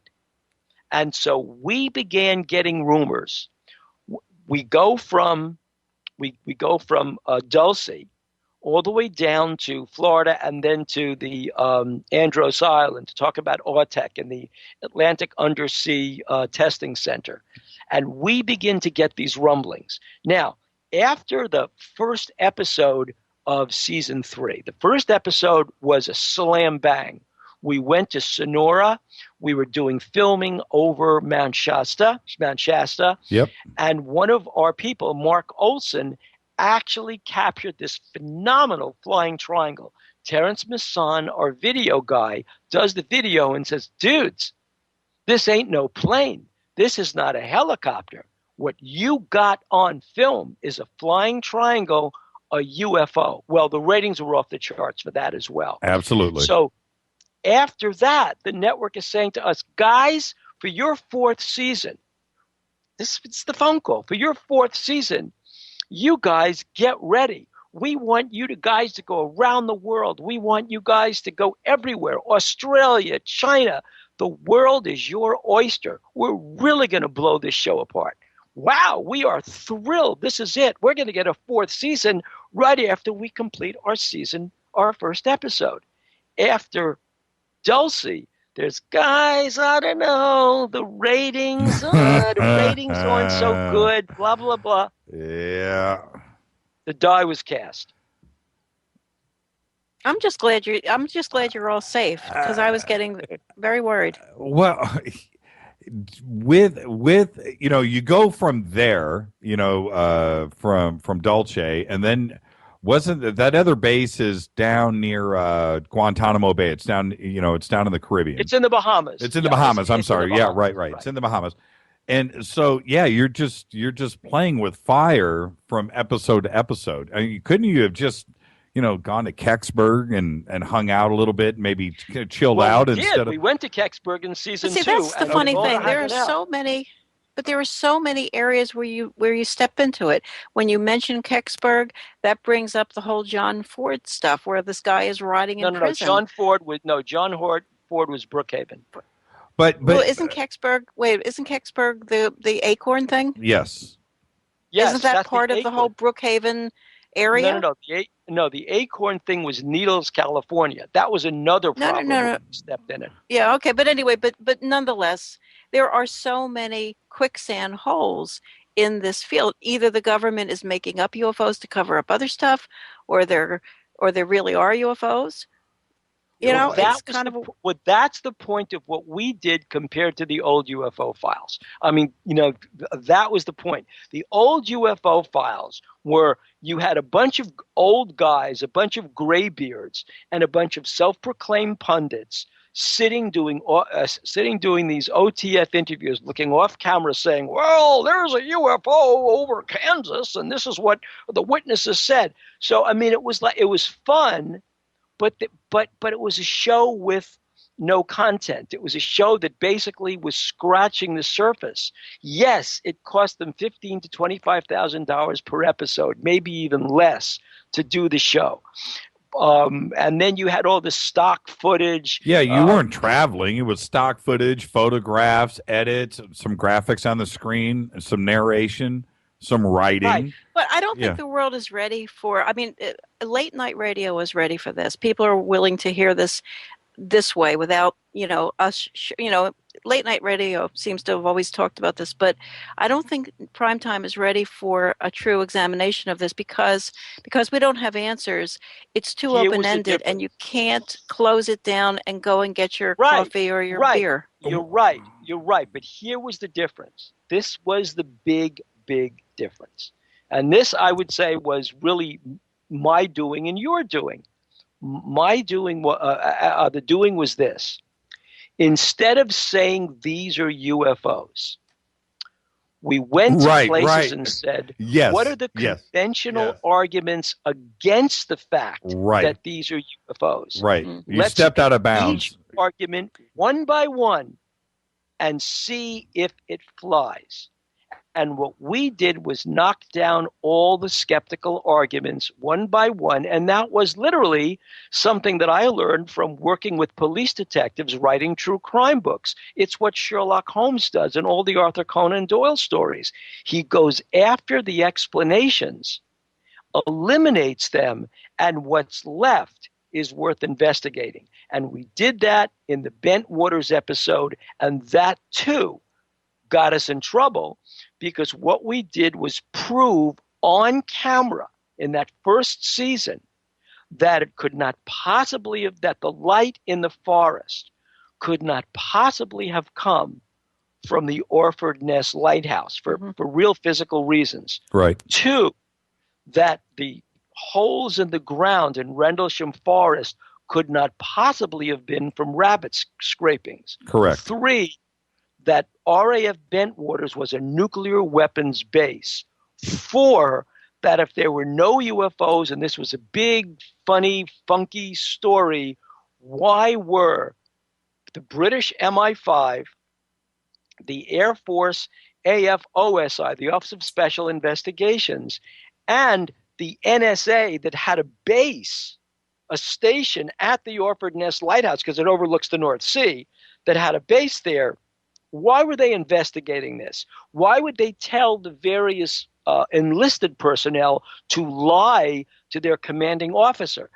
Then there was the story of Charles Halt, who had a long history in U.S. intelligence. This guy has a background, I can tell you that, because off camera we talked about something that I knew about from the Vietnam War, and I brought it up to him. Not going to go into it here.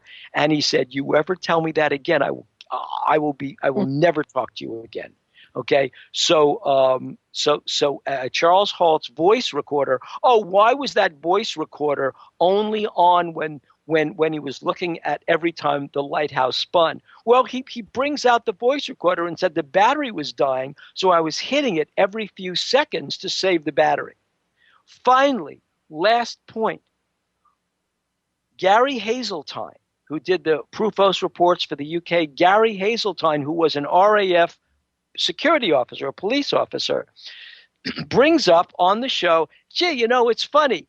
Every single base, nuclear weapons bases, especially in the RAF, always have somebody in the watchtower 24/7. And Charles Halt pops up with, "You're right.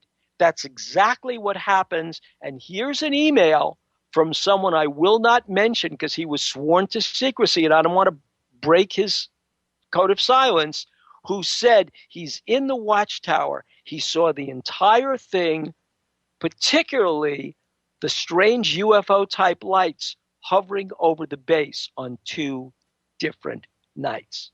Well, there you go.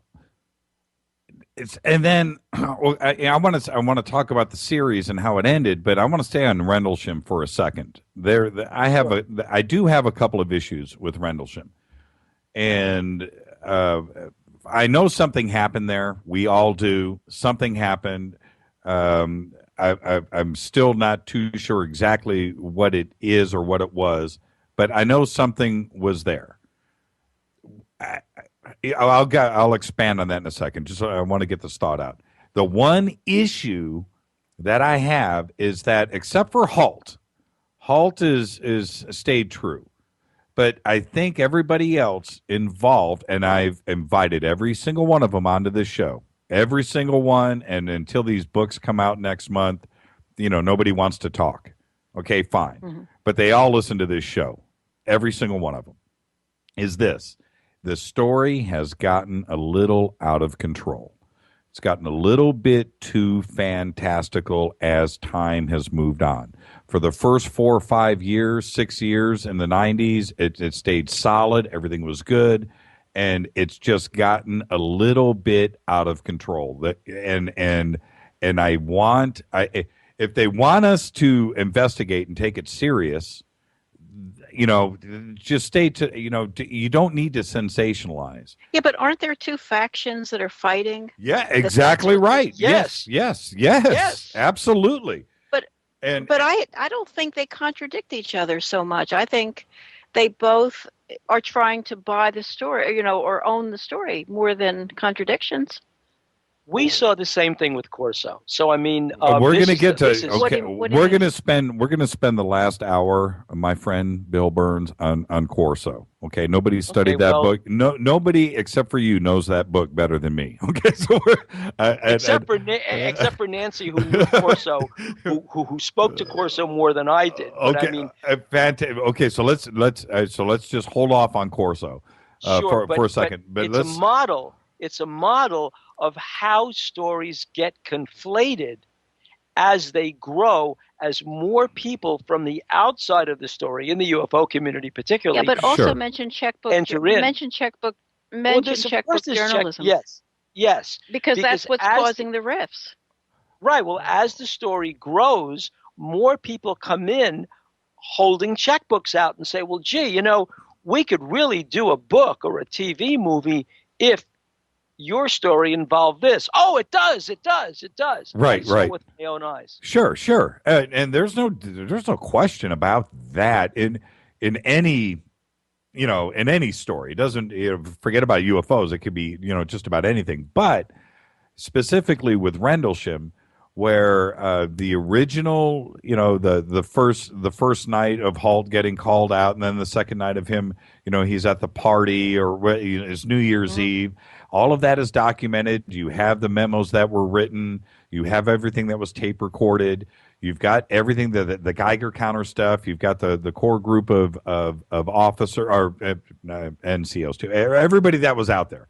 Right. All of that testimony is solid, rock solid, and the fact that his tape recorder was running, so you can.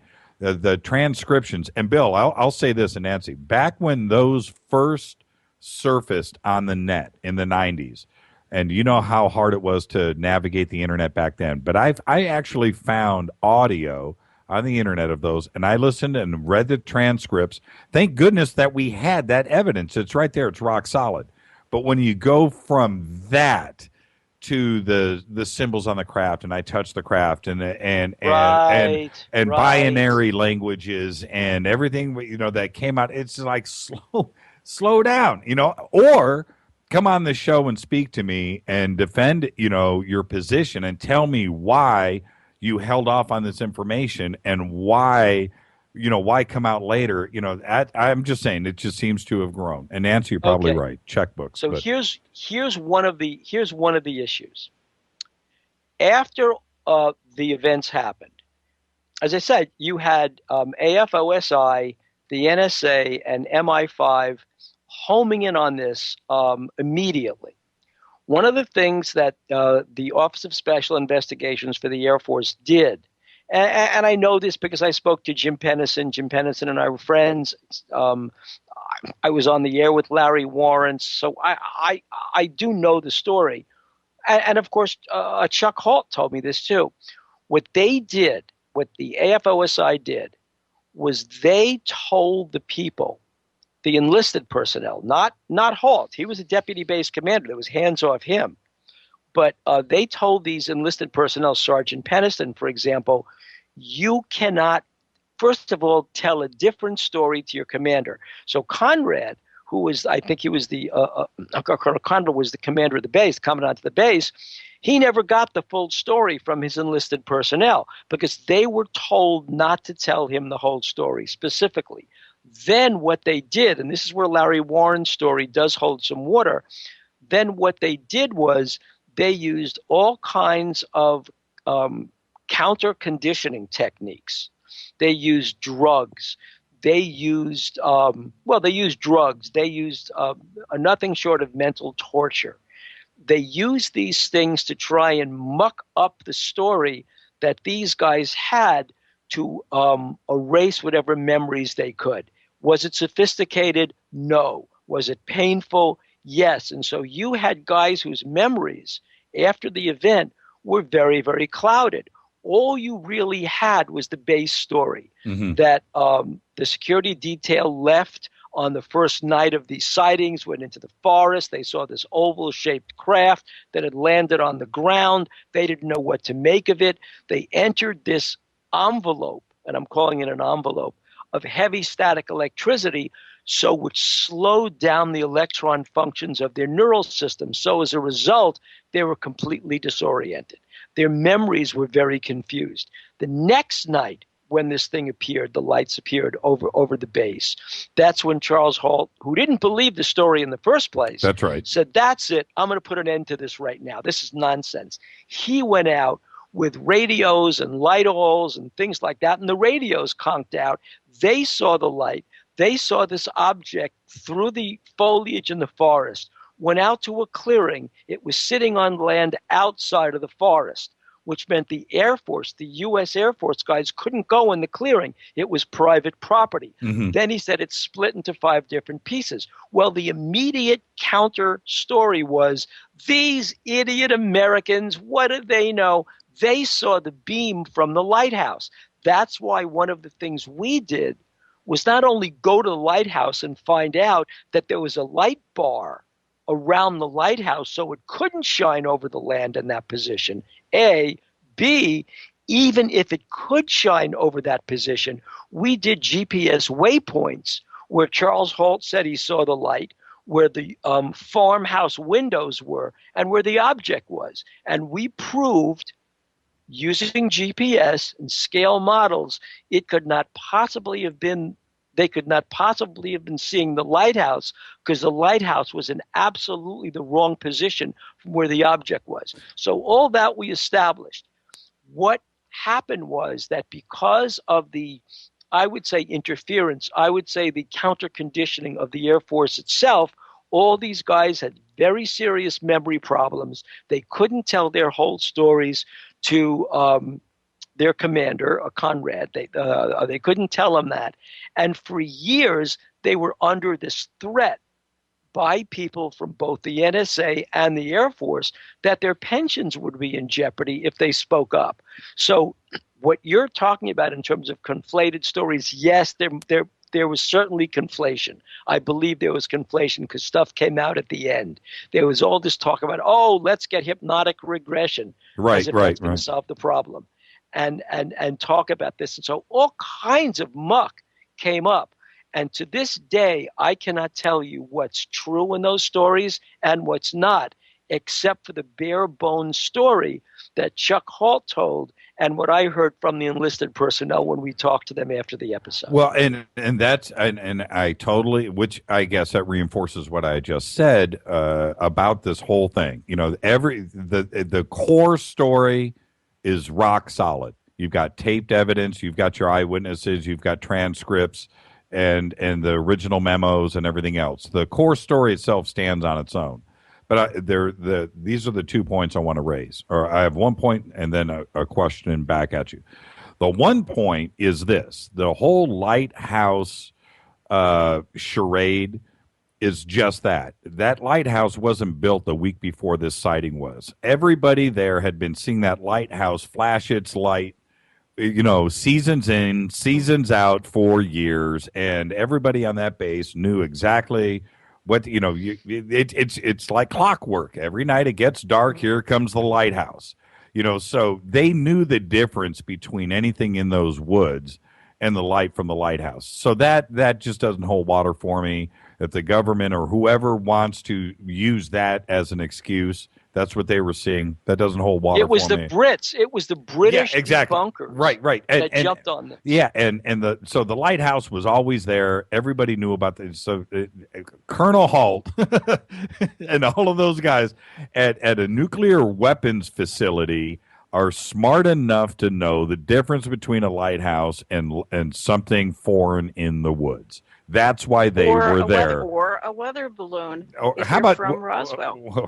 How about some swamp gas? But this is the thing.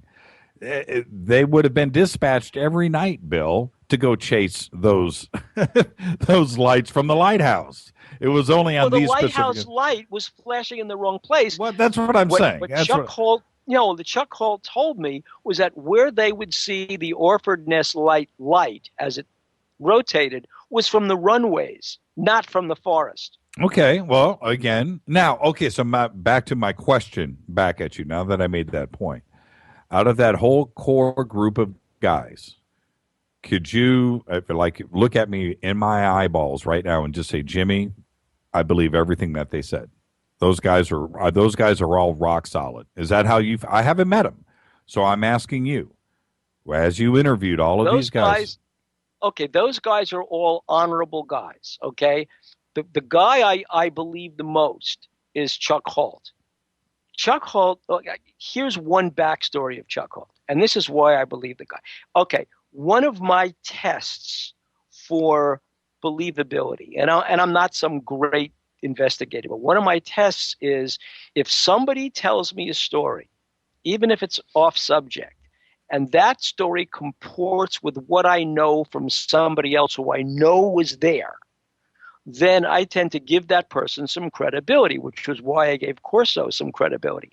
In this particular case, one of the really interesting stories coming out of the Vietnam, I know this is off topic, coming out of the Vietnam War from 69-ish, it was called Christmas in Vietnam. And in that particular story, the North Vietnamese believed, remember the North Vietnamese, I tend to go wild on this, but the North Vietnamese believed that what they were doing in Vietnam was just like what the Americans were doing to the British during the Revolutionary War. That was their premise. It was not some communist insurrection. That was their premise for what they were doing, okay? And the story that resonated with them, and I know this from guys in intelligence who told me this, the story that resonated was Washington's crossing the Delaware River on Christmas, right? So what the North Vietnamese planned was thinking the U.S. was going to be standing down. They had a whole plan to send a convoy of trucks down the Ho Chi Minh Trail into South Vietnam to reinforce themselves.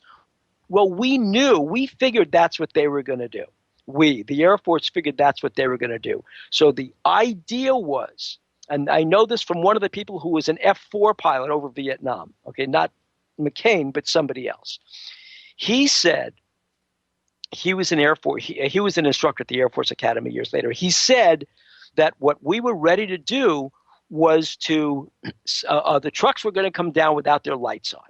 And what we were going to do was drop ground illumination flares over the Ho Chi Minh Trail, light the whole thing up. Then the F-4 fighters would come in, and the fighter bombers, and they would wipe the trucks out.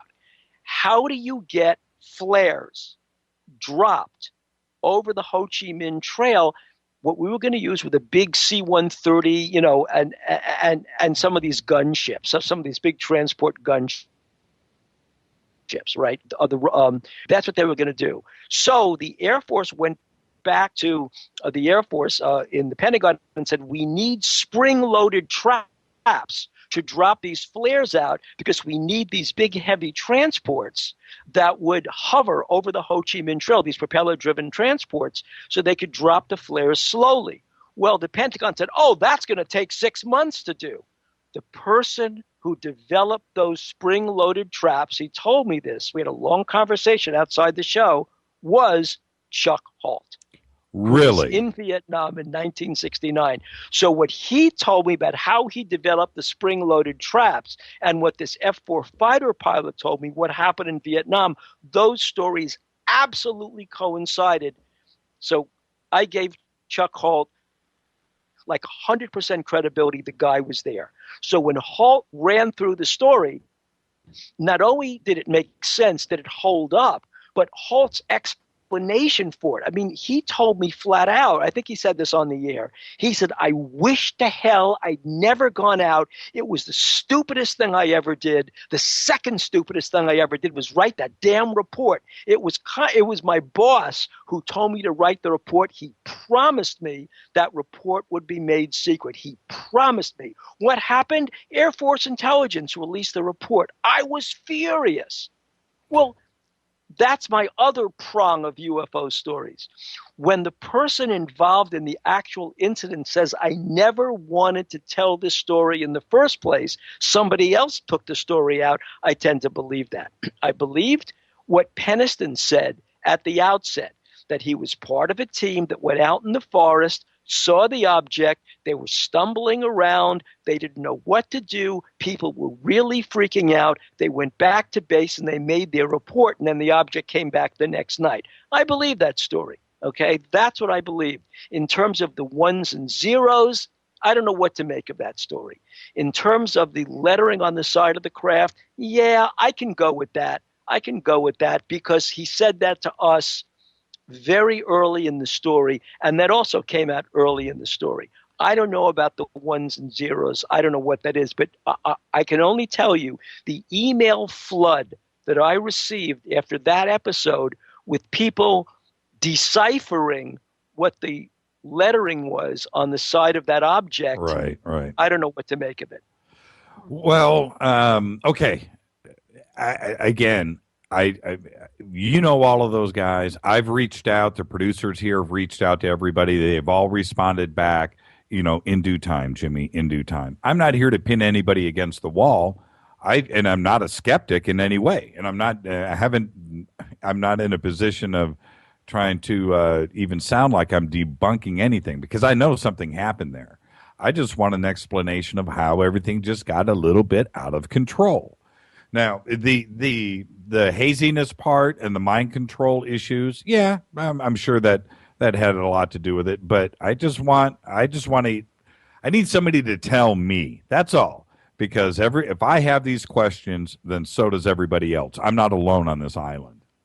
You know what I'm saying? No, and you have to go to the and you have to go to the source. You really can't listen to this particular pundit, that particular scholar, this particular researcher. You have to go to the person himself. You're absolutely right. And like I said, if you want to reach out to them and have them, come on the show before these books come out or this stuff that's getting ready to get released. Then we'll take it from there. And I invite everybody on. And I'm an easy guy. I'm not here to bust anybody's chops. I just need to be. It's just a living room. It is. Nobody's listening but us. So okay, now listen, guys. We've got literally, and I'm not taking any commercial breaks. If you don't mind, if you want to take a break, I here at the studios, I'm lucky. I've got a refrigerator full of cold drinks, and I've got my coffee. I'm good to go, so I don't need to do anything. So, so we can keep on moving go forward. ahead. We're okay, I'm good. Okay, great.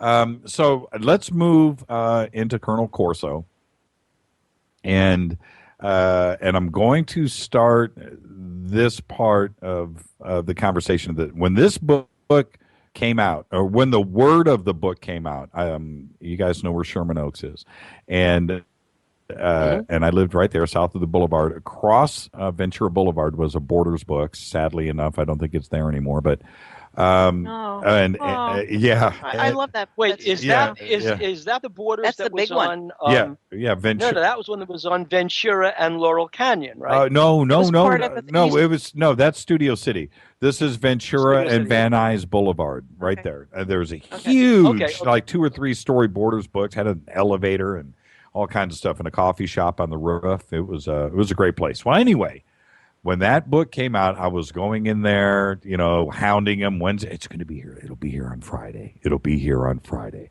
So I go in. Finally, it's there. I go in. There's a big display, and I go and I grab the book. I went home and read it probably 4 or 5 times, maybe in a week. Just pounded it. Just pages just slapping each other. Okay, so I loaned that book No out. footnotes. I loaned that book out to my dentist a couple of weeks later. He had it for about a week. I got it back. I read it again, and my point is that book means a lot to me. Now, so I have to know. I've heard you tell the story, but I want you to tell it for me. How did you two meet Corso? How did that? I know that you were talking to him about some other things, and then he brought up the subject of. Well, that brings up the picture in the gallery, right? We have the black and white in the gallery. Yes, we do. Which is picture number 3 in the top row. It's black and white. Wow, this is well orchestrated, but it is picture number 3. Yeah. Yes, it is.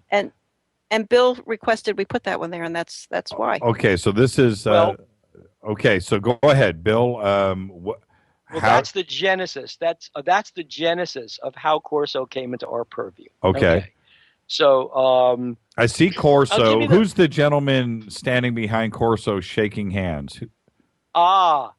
that is Commander. That is Naval Commander Chip Beck, who was the CIA one of the youngest CIA station chiefs. He's a good friend of mine. One of the youngest CIA station chiefs in the CIA's history. He fought in the secret war in Vietnam. He's just written a book about it that I'm going to represent. He's just written a book about it. Chip Beck's research, his passion, he was devoted to the MIAs from Vietnam. And that's where this whole story started. Okay, so take it from there. Okay. I had approached this motion picture company, Rosewood Woods Productions, with a friend of mine, believe it or not, Bill Romer, who was one of the FBI directors, one of the special agents in charge of the Chicago office. Bill Romer was the guy who broke the Sam Giancana family, and his book about Sam Giancana, Phyllis McGuire, and what he did, how he busted him. It was like another version of The Untouchables. Became an HBO movie called Summertime, and he had another book. I'll condense it. He had another book, which was a book about. It was a story about. It was a novel. Okay, enough said. And he wanted me to take that. I met Bill Romer because all the way back in the 1980s, we had done a book. ROEMER, which we published right? ourselves. Yeah, ROEMER, Bill Romer. We had done a book with this person called his nom de plume, not his real name, was Mike Milan.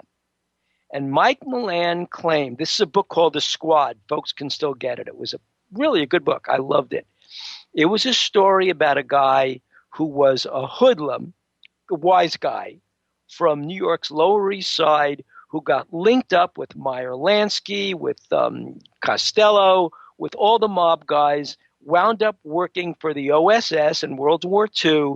And from there, he was encouraged by J. Edgar Hoover. He was recruited by J. Edgar Hoover to be an assassin, a hitman for Hoover. For guys the FBI couldn't touch, Hoover wanted him to do it. That's a whole other story. But when Mike was on Geraldo, sitting next to him was Bill Romer.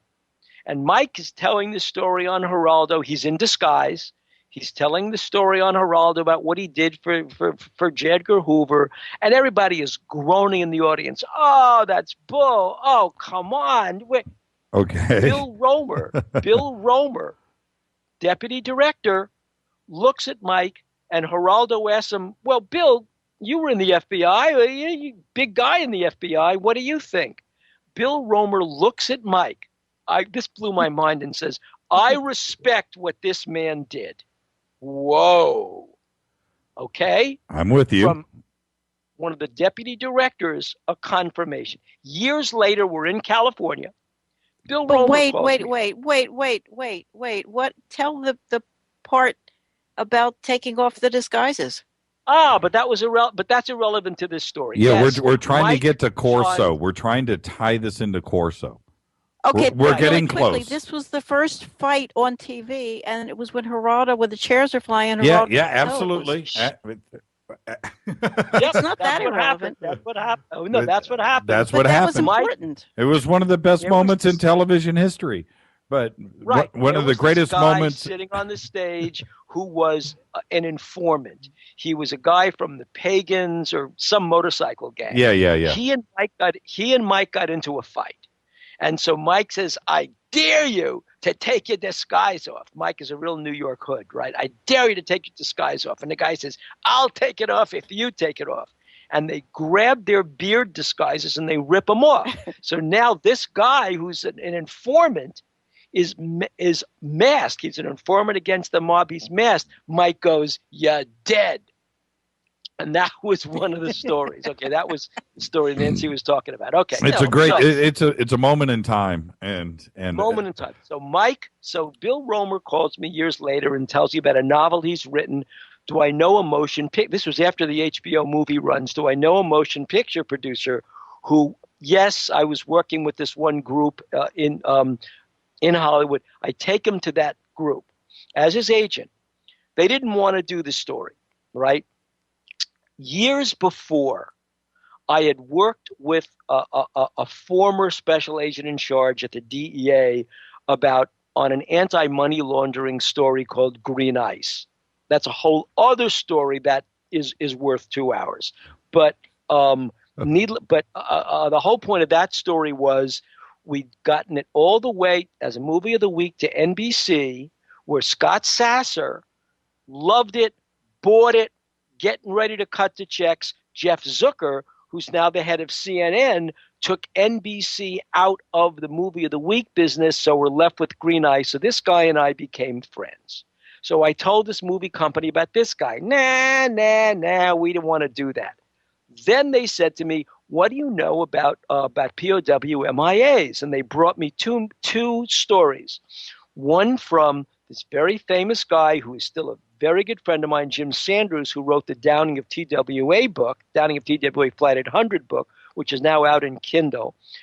Did that book, which is, by the way, under a movie option now. And that book about how the TWA went down. Jim Sanders wrote 2 books, The Men We Left Behind, The Soldiers of Misfortune. He's writing a book on POW MIAs. The other guy was Chip Beck from the CIA.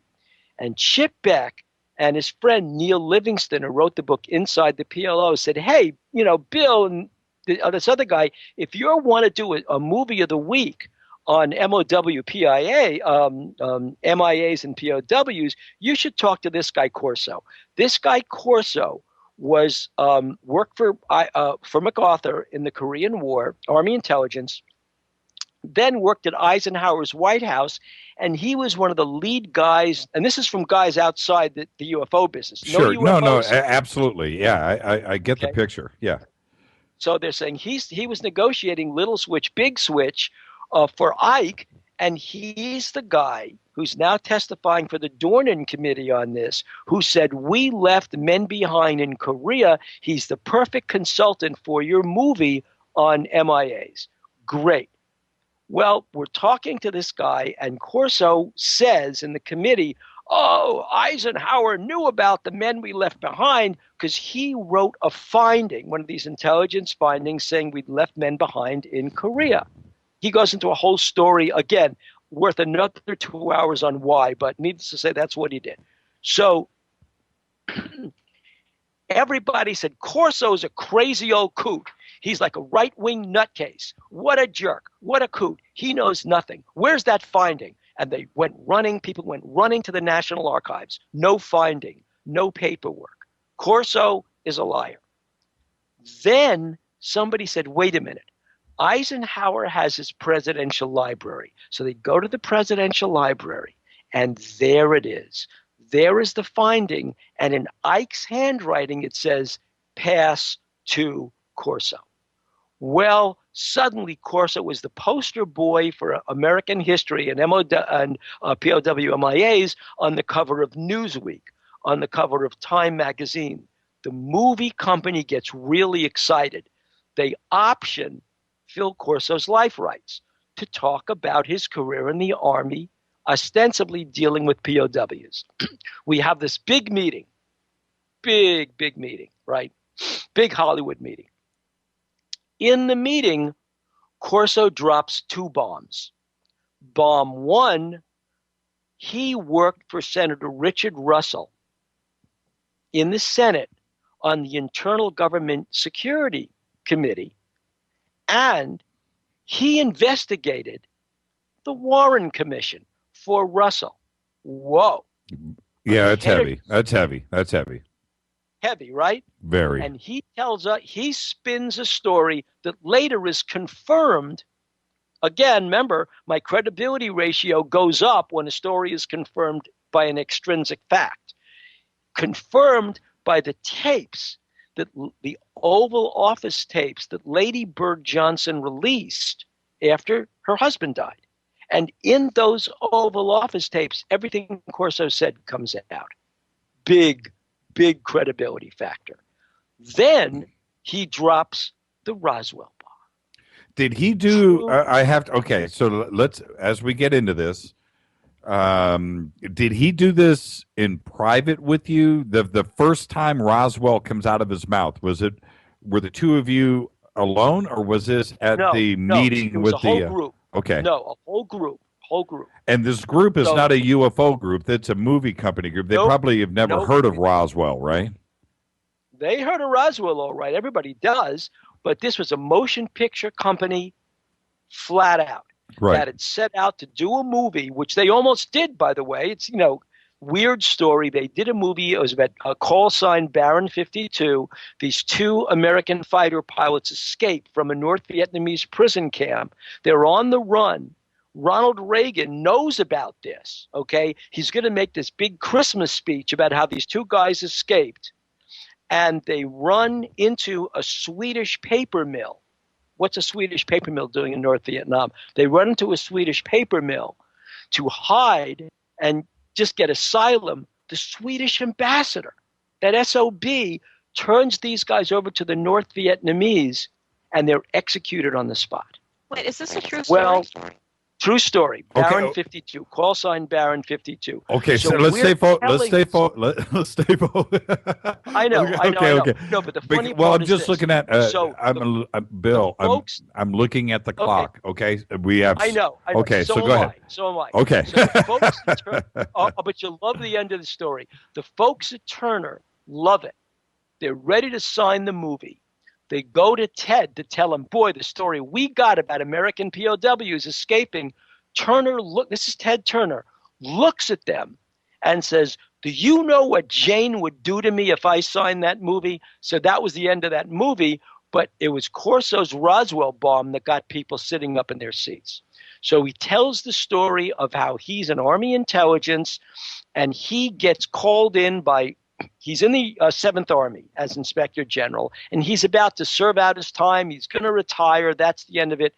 Arthur Trudeau, who's the head of Army R&D, and whose career Corso saved when he was in the Eisenhower White House, another story. When he was in the Eisenhower White House, says, I need you to be my deputy in Army R&D in the Foreign Technology Division, because I've come across something I need your help in doing. Corso goes, and he sees the Roswell file, the real stuff from Roswell. This is Corso's story. Now, in part, Corso throws on the table, Okay, this is to partially substantiate his story.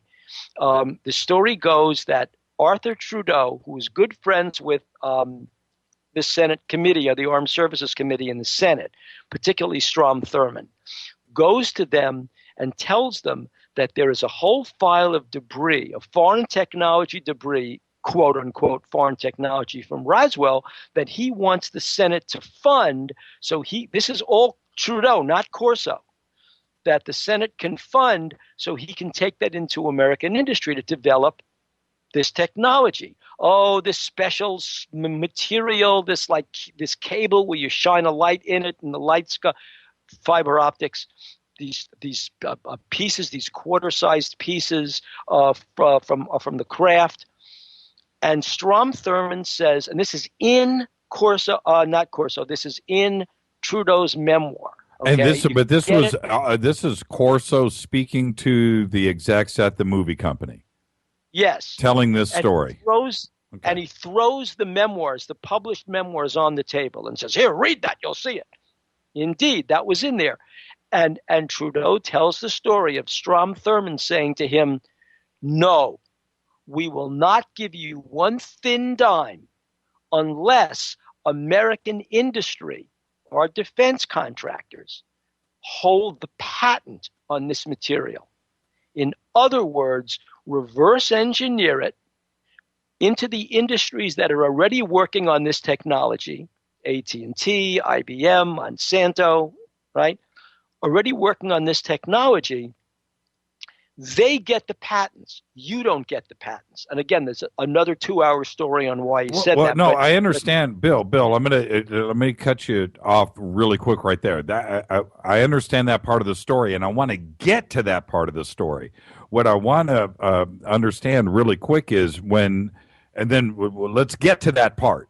But how did you and Corso come to the idea of writing the book? Let's cut to that really quick, because here's the idea. Here's the idea. Okay. The movie company wants to make a movie. Okay, so they are looking all over the place for where to get the funding for this movie, and everybody tells them, "You're not going to get a dime for this crazy movie on UFOs."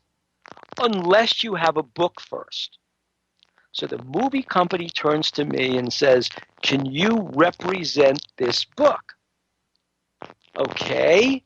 So I'd published a bunch of books with Simon & Schuster before on true crime. So I go to my editor at Simon & Schuster, and he says, yeah, we'll see. This is where Nancy comes in and says, you don't understand. The Roswell anniversary is in 1997. Go back to Simon & Schuster and tell the editor, you will guarantee, you're one of their writers, you will guarantee that book will come out by July 1997 in time for the 50th anniversary. Bill, I have to cut you off. Something is going on with your connection and your microphone.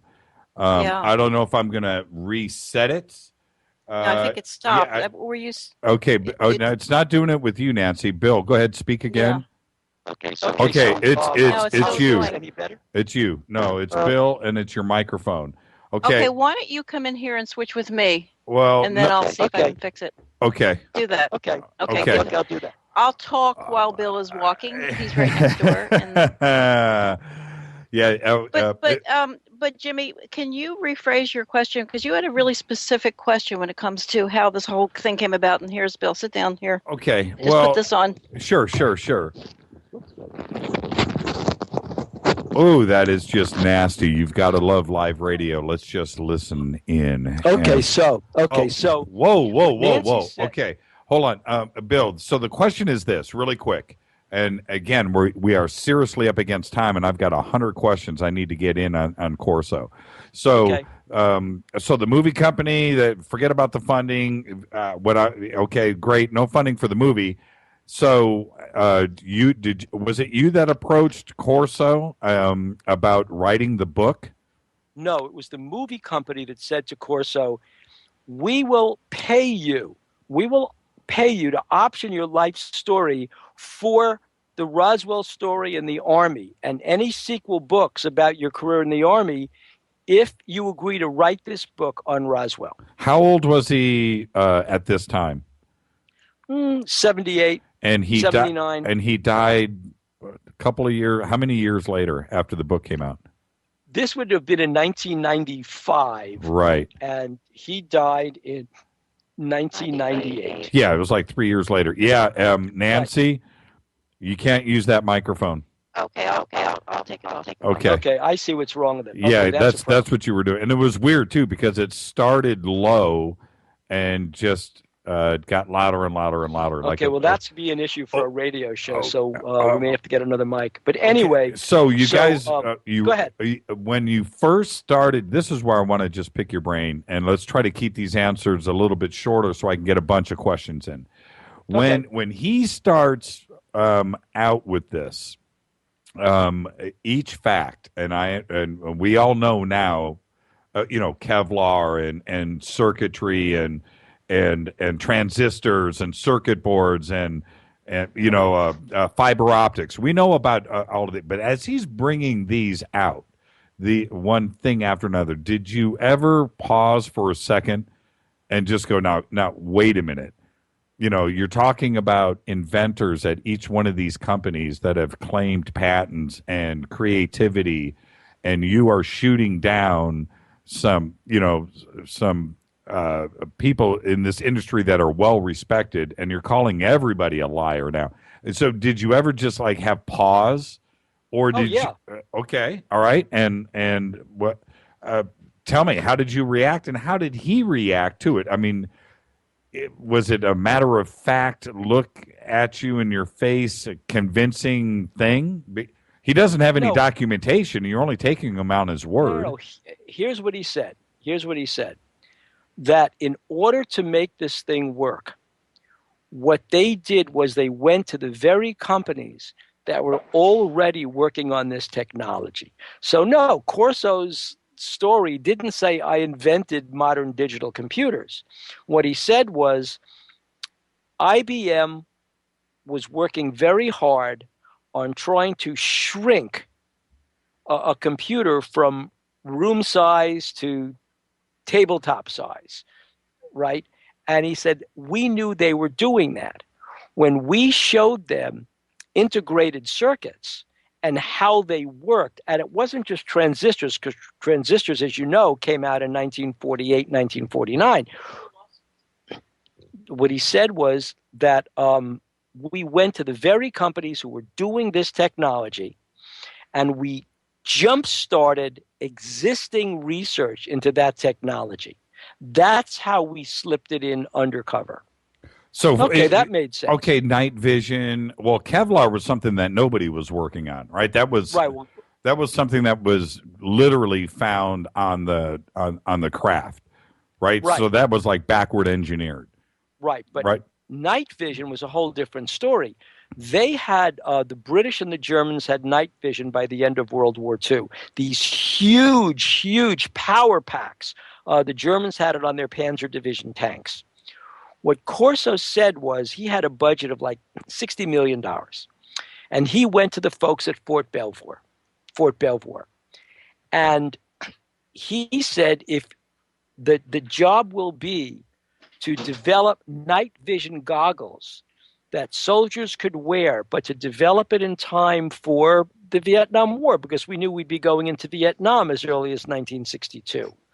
If you go to the history of night vision at Fort Belvoir, what they do is they called Arthur Trudeau, Corso's boss, the father of night vision.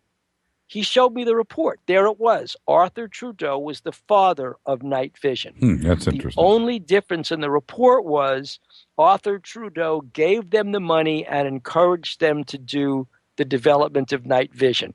What nobody says, of course, which is what Corso said, was that night vision came from, modern night vision, what we now have, the night vision goggles you could buy at Cabela's, came from the inner eyelid of the dead ET they found at Roswell.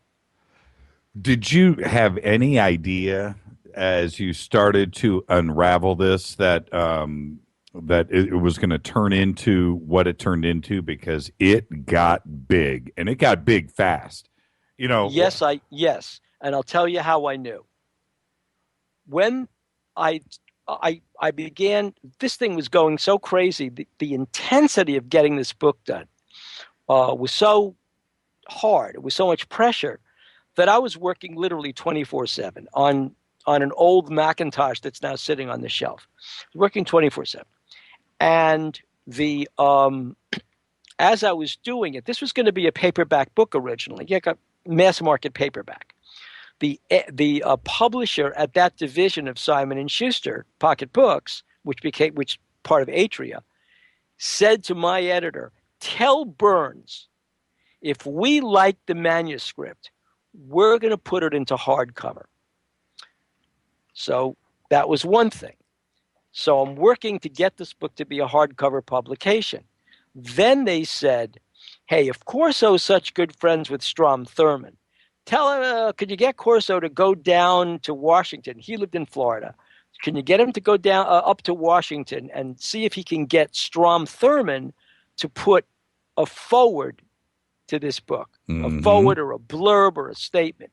Well, Corso had written a book called I Walked with Giants. It was his memoir about all the people he knew. So my idea was, I said to Phil, "Look, you see, here's Strom Thurmond's statement, and here's his release. Can you go to your friend Strom Thurmond?" And remember, Corso was as deaf as a stone. Strom Thurmond was as deaf as a stone. Two guys could not hear each other. right. Could you go to Strom Thurmond and could you get him to change this release so that this forward is now for Day After Roswell? Corso goes to Washington, talks to Thurmond. Thurmond agrees. I get the written, signed permission slip from Strom Thurmond, give it to Simon and Schuster. Now we have Senator Strom Thurmond's forward in the first edition. Well, at that point, Simon and Schuster says, "You got a hardcover deal. We're going all the way with this in terms of publicity." And that's what happened. And now, when the timelines started to match up, because you had to work hand in hand with him, all of his stories have to mesh, right? You're plotting everything out. You know, Monsanto here, DuPont here, whatever, Bell Laboratories is working on this. You know what I mean? And everything's got to fit, you know, because if Bell Labs, and everybody knows that listens to the show, I used to work for Bell Laboratories when I was a kid. So, and when you work at Bell Labs, you understand the history of the transistor, by the way. And right. But if he's telling his story and then suddenly you're doing your research and the transistor is invented in 1946, Roswell happens in 47, then his story doesn't hold water. So you're putting, you know what I'm saying? But yes, but except for one thing. But here's my question. Here's my question. No, the transistor was later. But what I'm saying is, the everything's got to fit the calendar. Everything, all of his stories have to, and so as you're putting it all together, did you ever stop and go, okay, holy crap, seriously, he is telling the truth? You know, I may have been along for, well, you know what I mean? I may have been along for the ride, and it's a good story, and let's write a book, but it's turning out to be true. Right. No, the story went something like this. The transistor was invented in 1948, was patented in 49, got a commercial patent in 50. Right. In 1947, this is a story Corso told me that I think we might have put in the book. It's been so long, I don't remember. But what Corso said was that in 1947, what Harry Truman, and by the way, Harry Truman was the first president to make a public disclosure that UFOs were real. This was after the 1952 invasion over Washington. He said that. It's on record. I basically heard it myself. So Harry Truman said to, I think, the chairman of whatever armed service committee, take what we found at Roswell, bring it to whatever company is working on this material, the lowest common denominator of technology, and see what they can do with it. Well, it was these electronic circuits. They took it to Western Electric Bell Labs, where Brattain and Shockley, who for 15 years had been trying to find a piece of circuitry that could replace the old-fashioned Edison tube, right? The filament light bulb. On and off, on and right? off, on and off. Exactly. Right, okay. They couldn't do it. Why? Because they didn't know how to control the flow of a single electron in one direction and then shut it off. Right. So that's what I was just saying. On and off, on and off. Resistor at the Right. same time. Right. Okay? When they got this piece of debris from the Roswell craft, they examined the silicon base. And when they did a chemical analysis of what was in the silicon base, they saw the formula wasn't pure silicon. It was doped with arsenic. And as they tried to develop that, they found they could then control the flow of electrons across that circuit one at a time as an on-off switch. That single event started the entire computer revolution. And that came, according to Corso, from a piece of debris at Roswell. Is Nancy taping you to the chair with some duct tape? Is that what's going on? No. Okay. No. She's trying to figure out why that microphone is not working on the iPad. That's what she's trying okay,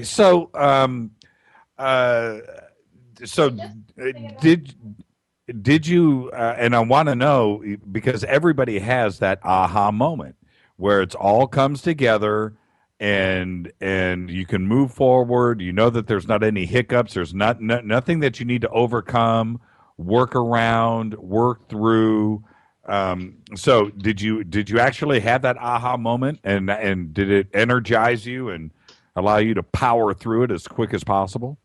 Well, the aha moment was, holy mackerel, this could actually be real. I mean, I wasn't a skeptic. I didn't really care. I'd had a UFO sighting back in the 1950s. Right. Oh, great. There you go. I remember in 1978 when Stan Friedman was talking about Jesse Marcel going public about Roswell. But quite frankly, who cares? I mean, that was my attitude. I hate to be so blasé, but yeah, they're aliens. Who cares? Really? Okay. I mean, it didn't change one iota of my life. Suddenly, I'm talking to Corso. I'm seeing these records, and as I said, Corso had a long other history besides UFOs, and saying to myself, wow, American history really, human history really did change. The other big aha moment came when everybody was bracing for the blowback from all these industries we mentioned. Exactly. Right? Yes. Because what we're saying is, I mean, look at the seriousness of this. AT&T doesn't really own the patent on the transistor. It came from outer space. Right. IBM doesn't really own the mini computer because it came from outer space. Kevlar, fiber optics, right. Lasers, yep. outer space. Where are the challenges from all these industries? Not a peep. Where's the challenge from the Pentagon? Not a peep. In fact, the Pentagon bought thousands of books and sold them at the Pentagon bookstores at all the bases around the country. What about Strom Thurmond? The screaming from Strom Thurmond. His staff said, look, he didn't know what he was doing. He didn't know what he was saying. You got to take it out. Then Strom Thurmond pipes up at the statement, we didn't need a crash at Roswell to win the Cold War. What kind of statement is that? We didn't need a crash at Roswell to win the Cold War. This is all public information. This is on the record. And you just said something that is amazing to me, but now that I look back and think about this, not one company stepped forward and said that he was lying. You worked at AT&T. You know exactly what AT&T is like, right? Well, I do. You get in the way of somebody's patent, they will kill you. Yes. AT&T didn't say a word. Wow.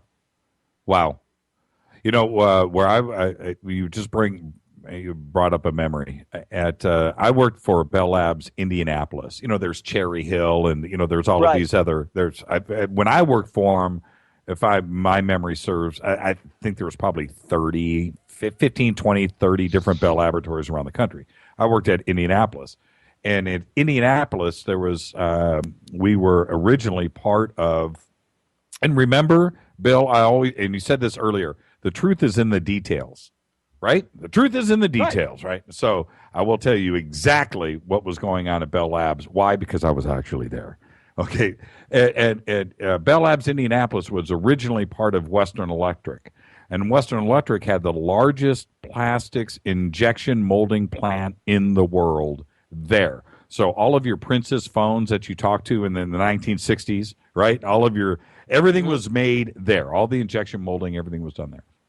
In the front of the Western Electric plant was Bell Laboratories, which occupied 2 floors of this building. Massive factory. I don't know, 25, 30, 40, 50,000 workers, 7 stories underground, 20 train tracks out back, no exaggeration, just absolutely insane facility. But then we moved to another facility where they built us three separate buildings, 5 stories tall. In the middle of one of those buildings was on the 5th floor, beautiful office, was a 24/7 in-house patent attorney. And that's all that guy did. I can't remember. Well, I know his name. I don't want to say it, but but you're absolutely right. That is all. They very aggressively protect their intellectual properties, and it is no joke. And for this transistor, and I feel really bad for Shockley and for this to come out and for his family, because it just completely erases or attempts to rewrite history on all fronts. But I was there, and I know how proud they were of the transistor, and to think that it could have all been, not real.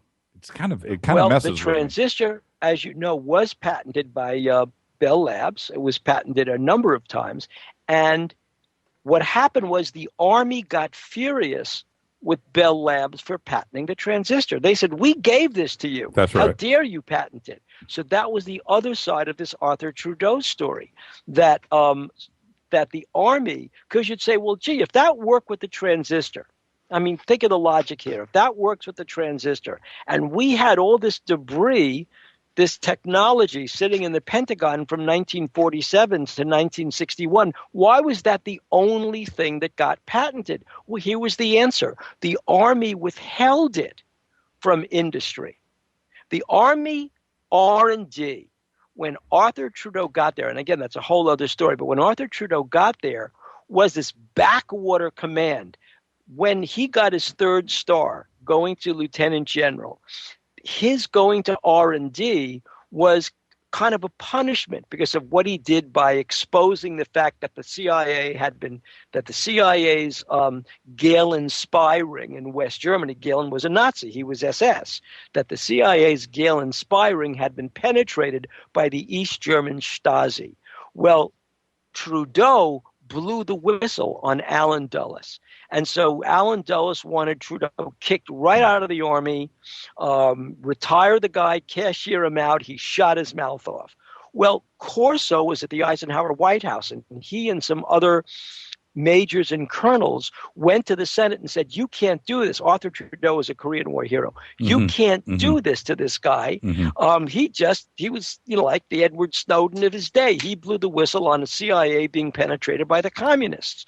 So that's how Trudeau got to Army R&D. He gets to Army R&D, and he finds out that there's not only a Roswell file of debris, but that the Army has kept it secret since 1947. And that's why he went to Strom Thurmond in the first place. Well, and if there's a couple of little things in this that just make me take a step back, because I take the book as true in its totality. I really do. But a file cabinet, really, protecting something from a flying saucer that has crashed in the desert, foreign technology of whatever degree, and it's just in a filing cabinet floating around. not an underground vault, Nope. not in Cheyenne Mountain, but well, it was no Cheyenne Mountain. but if you know what I'm saying, Yeah, I do. But see, the thing was that, and again, this was one of the reasons why Corso lit up when we talked about the book. The fight about this debris wasn't really about the debris itself. The fight about this debris was which branch of the service was going to develop this. That was one fight. So you got the Army fighting with the Navy, fighting with the Air Force, the Army Air Force in 47, but just fighting all the way around. And then in 1948, the CIA came into existence. So now you had a central intelligence agency, and all these people are sniffing around. And remember, the Roswell debris, that went to Fort Worth. Then it went to Wright Field, later Wright-Patterson, then to the Pentagon. So everybody in the armed services were all fighting over this stuff. What Corso said was that the Army had its own catch of material. And when the services split, August 1947, when the Air Force and the Army split, the humongous bulk went to the Air Force at Wright Field. Nathan Twining of the Air Materiel Command was the guy who sat on this stuff. But there was a catch of material that was in the Army, that stayed in the Army, and that's what was in Trudeau's custody. And again, I'm not really devil's advocate, but these are just the obvious questions. Isn't it convenient that in this file cabinet just happens to be 5 or 6 separate, none of these things are relative to each other. Well, take the eyelid out. We'll take that part out. But, the Kevlar, the circuit board, all of these components are all together by themselves, in a file cabinet. Doesn't that sound too convenient? Well, what's worse to me, because because nobody knows what Bill, nobody knew what it was. So that was the thing. Nobody knew what it was. But the other thing was, why is that technology? Why was that if this was a craft that came from another planet, why was that technology so close to where we were in 1947? Yeah, that's bizarre. That's the one thing that bothered me about the book. If these guys are like space cadet, space commandos crashing in Roswell, traveling through time, special propulsion, huh? Yeah, they're 20,000 years away from us. Yes. Yeah. Yep. That bothered me. Yeah. Yep. Well, and so was there anything else that and the book stands on its own. So I'm just saying, was there anything that made you pause and maybe doubt the story? Well, the thing that made me doubt the story is, well, not doubt the story, but doubt everything around the story. I still could not get my mind around the fact that this stuff was sitting there since 1947 and nobody did anything about it. Here's technology. We're fighting the Korean War in 1949. The Soviets now, by 1950, have the atomic bomb.